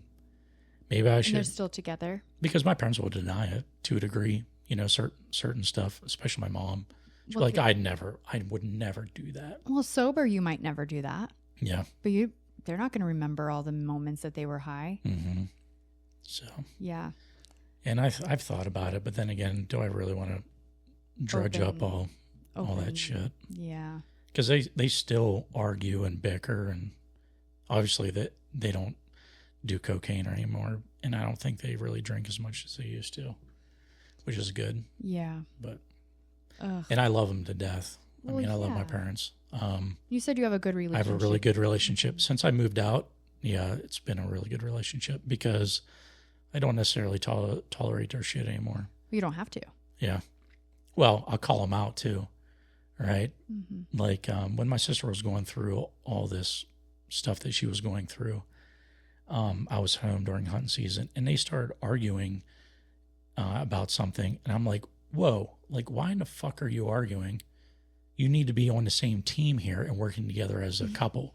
Like, why at this point in time do I still need to mediate and teach you how to be fucking adults? Right. Sorry for all the swearing. You know what I mean? It's like, yeah. So, and they're like, no, you're right. We need to be working together. I'm like, ugh. Jesus. I'm like, come on. Together. Yeah. Yeah. It's interesting. I have a lot of friends whose parents don't even like each other. They're still married. And I think it's like the older generation that doesn't believe in divorce. But yeah, like, honestly, I never got married thinking I was going to get divorced. I kind of don't either. Yeah. And I know that's bad, but I would still be married to my ex-wife if she didn't really initiate it. Really? Yeah. I would have just suffered through it. So my first ex-husband cheated on me while I was in Afghanistan. He pretty much had a girl living in this house. My neighbors had to tell me. But I knew of countless times that he cheated on me before that, and I didn't want to believe it. Yeah. I had evidence. I didn't want to believe it. But the second that other people knew, I was like, we're done. Because I think I could hide it. Mm-hmm. I could hide the abuse. I could hide the holes in the walls. Like, there was a hole punched through. I have double doors to my bedroom. There was a hole punched through. And I remember when my parents would come over, I'd open those double doors and hang a towel as if it was like drying on the door to hide it from my dad. Because if my dad knew about that, my ex-husband would not be alive if he knew a lot of the things that had happened in this house at the time that we were married. And so, but it was humiliating for me to have other people know. Yeah. And that's when I had to, because I was like, I can't also look weak. And so I have to end this. And also but I do believe that if other people didn't know, I would have still, because I caught him cheating just weeks before that, but only I knew about it. While I was in Afghanistan, he had sent me like this picture of himself with his shirt off, and I click on it. It takes me to like Google photo buckets, and it was like 20-second viewer. And I was like, wait, why am I the 22nd person to see this picture? I don't know. Maybe you've opened it 22 times. No, sir. It's not that good of a picture for me to open 22 times. But also I took the username and I Googled that, and I found his dating profile with the username and like all this dating like forum that he was like talking about cheating and talking about all these women that he was doing and having fun with while I was gone. And so that was fun to find, but I didn't see a lot of that until I was removed. And then I even like went back to these forums and I was like, why didn't I see any of this when I looked at it 3 months ago? Like this doesn't, but my mind was in a different place. I was like guarding myself from being hurt. I don't know. Yeah. But even just like years before that, finding like evidence of him cheating and him gaslighting me and thinking, oh, it's just a friend. Like, what are you talking about? You're fucking crazy. Like, even the girl that was pretty much living here, I mean, she was on Instagram driving my car, pictures of my dogs on her Instagram. It was so cute. I was like, you're living my life. Is it fun? Like, all the dates that you've been on, I've paid for, actually. Like, so I own this car, this house, that house. Like, you know what I mean? Like, yeah. What are you doing? And it's like, I think she knew too. I don't know how you're living in this house and thinks that it's like, where these women's clothes come from. Yeah. But he also probably gaslit her and told her all sorts of lies. Maybe that I died overseas. I don't know. And he couldn't face getting rid of my stuff. Like, I would be so curious to know. That's always been like, what could he have told her that made her feel comfortable having relations with him in this house with all my stuff around?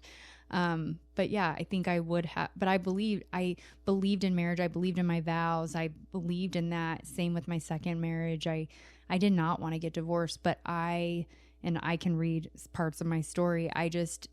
I needed to know my worth too. And I was worth more than what I was being treated in that marriage. And so yeah, I had to leave for my own sanity. If I didn't find pickleball, and I can get into this, if I didn't find pickleball and I stayed in that marriage, I don't know that I wouldn't have killed myself either. Like I won't get super into that. But I was in a really, really dark place. And, it's just, I think that's why I'm just honestly so grateful for pickleball. Have you found your worth? Yes. Yeah. I think. See, I haven't. It's just like a little, no, I think it's, yeah, I do. I think that. But then I think there's other times when I question and I'm like, am I being delusional? Do I really deserve all of what I think I do? Like, yes, though. Yes. Yes, I do. Yeah. And yes, you do. And, I don't know. So I can read mine. I did write it up. So sorry if it sounds scripted, but it is because I know that all of you listening know how I can go off on tangents. But okay, so I'm just going to start reading. So, I've said on the podcast before that pickleball started as just a hobby, something to do, something to fill the time. But if I'm being totally honest, it was much more than that. It kind of started because my ex-husband encouraged me to find something to keep me busy. He had powerlifting and strongman training, and I think he felt that he had to entertain me because I didn't have a thing. And I'll own my part in that. There were times I did feel jealous that he had this passion and community around him while I didn't, that he was spending all this time with others and not me. But it wasn't really jealousy. It was just more that when he wasn't training, he still didn't want to spend that time with me. I was also supportive of his training. I helped with meal prepping, being at and traveling to all his competitions, encouraging him, understanding the long hours at the gym, but when he'd come home, he'd be too tired or just want to play video games or watch TV and sleep, and I just felt honestly like invisible. So when he suggested that I find something to do, I did just that. Thanks to some of his family members, I found pickleball, and honestly, I had no idea at the time that it would completely change my life. I found a community, I found fun, I found connection, amazing humans, and most importantly, I found myself again. It gives me a sense of purpose and belonging that I hadn't felt in a long time. And the best part was that my dad started playing too. That gave us something to do together during a time that was kind of complicated between us. He was dating someone I didn't actually get along with, and I was in a marriage that wasn't in a good place. But pickleball gave us something neutral and fun to connect over, and we still connect over it. When my husband went to Afghanistan for 10 months, I really dove into pickleball. I was running leagues, playing constantly, competing in tournaments. I even did 75 hard with my sister. I felt strong, capable, confident, all the things I hadn't felt in years. Pickleball became more than just a hobby. It became my therapy, a way to process my anxiety and depression, to feel supported and seen by people who genuinely wanted me there and showed me lots of support and love from the moment they met me. Sorry. Just really like the pickleball community is really good. Yeah. I can't cry on here. Sorry. I did not think I was going to. That's why I wrote it out. when my ex came back, we had both changed. I had built confidence and independence, and he was struggling with his own battles. I tried pulling back from pickleball to focus on our marriage, but the truth is the problem was not pickleball. It was that I finally knew my worth, and I couldn't shrink myself back down to fit who I was before. During the divorce, things were actually very, very hard. He was still living with me for a while, and it did not feel as like a safe and peaceful place in my own home.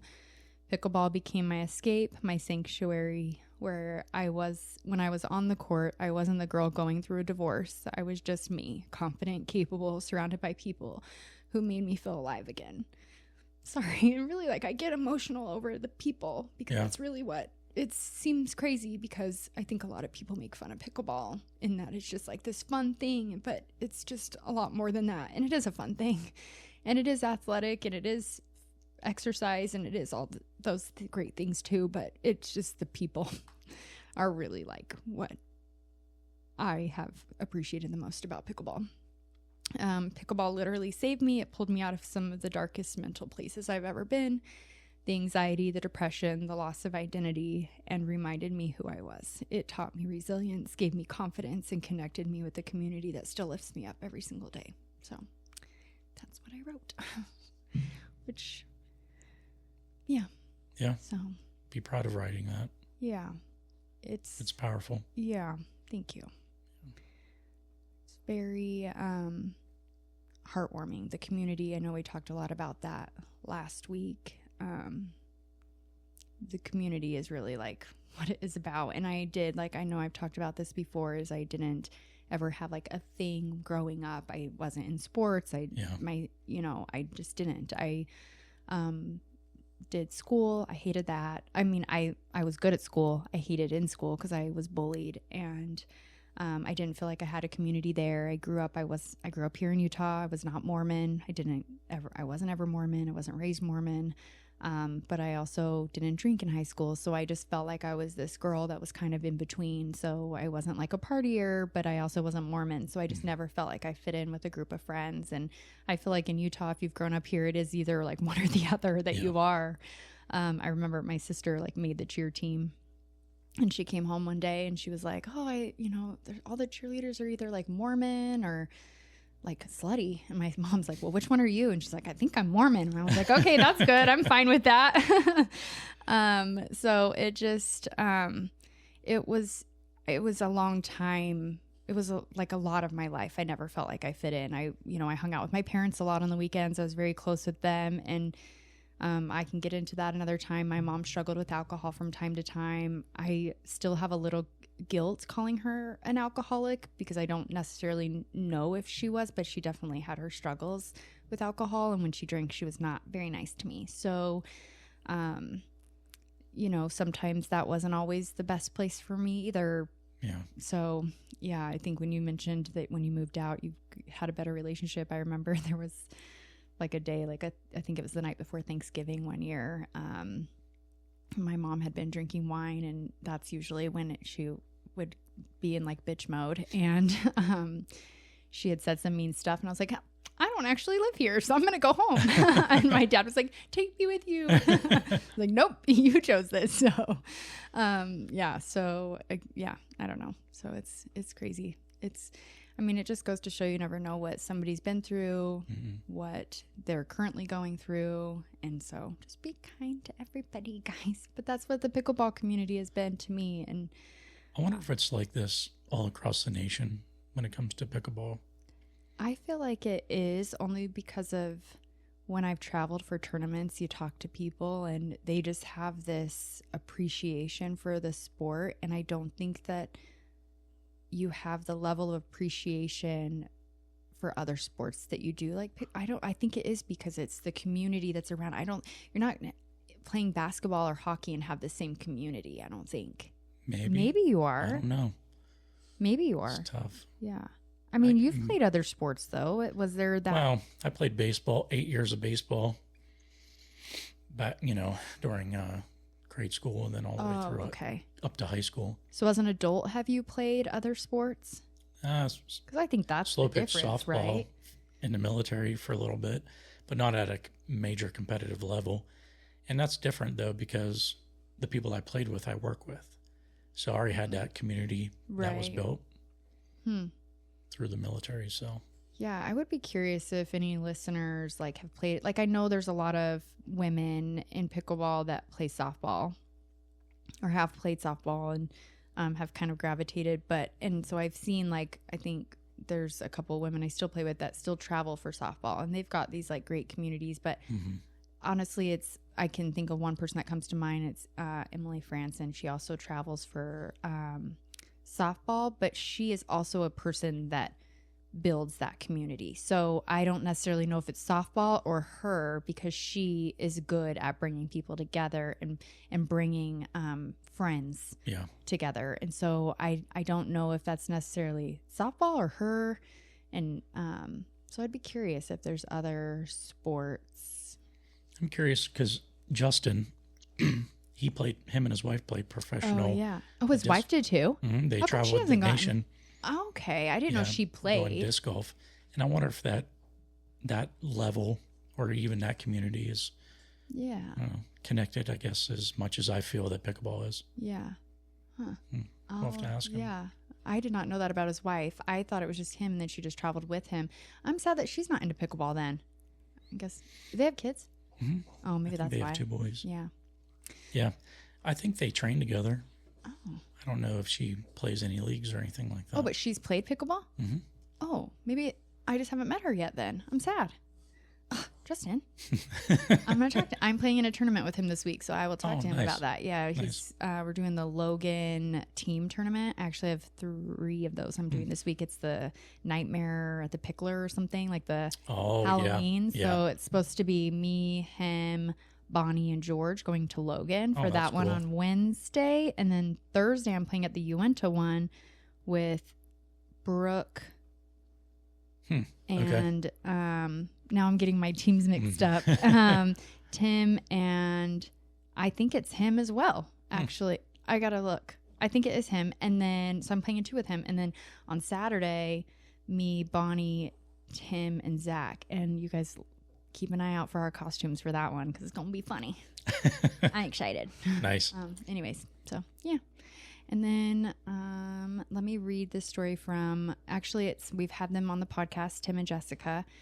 Jessica wrote in to talk about her family kind of getting into pickleball. So she writes and says, pickleball truly saved our family. After losing my mom almost 5 years ago, our world was turned upside down. Around that time, Tim was already into pickleball, and when we took full custody of my nephew, Brad, our oldest, it became something that brought us all together. Brad was struggling, and though he still does at times, pickleball has given him life. It's something he's good at, something that makes him feel seen, which is why he plays with such intensity.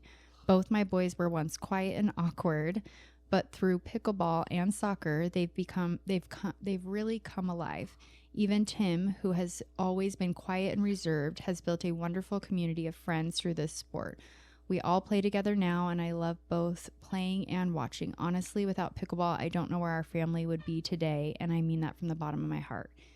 And I know them very well.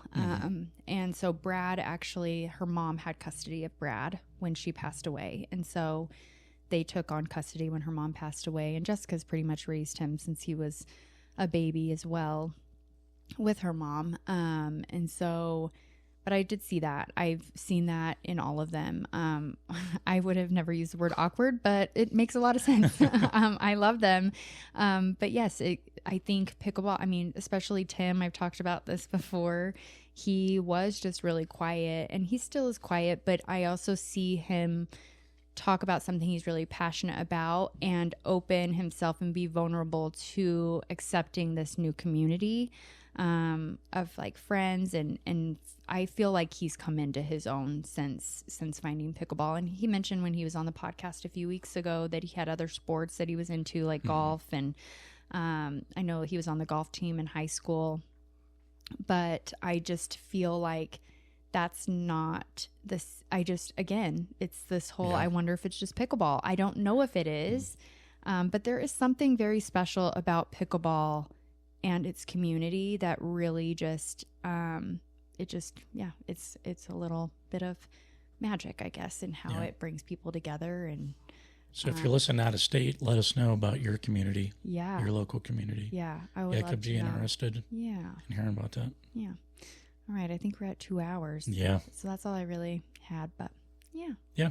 It was a good off the wall. I didn't even think we'd make it 20 minutes, just me and you, just having nobody else. And here we are at 2 hours. I'm just kidding. I was like, is this going to be boring with just us two? And it wasn't. And thank you for sharing your story about growing up. And I think next episode I'll indulge in a little bit of my marriage and stuff like that. Yeah.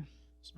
All righty. Okay, well, next week then. Yeah. Yay. Cool. All right. Thanks, guys. And also, thanks. again, I will say, sorry, if you do have a story you want us to share, we're happy to share it. Again, I think there's other people that can relate.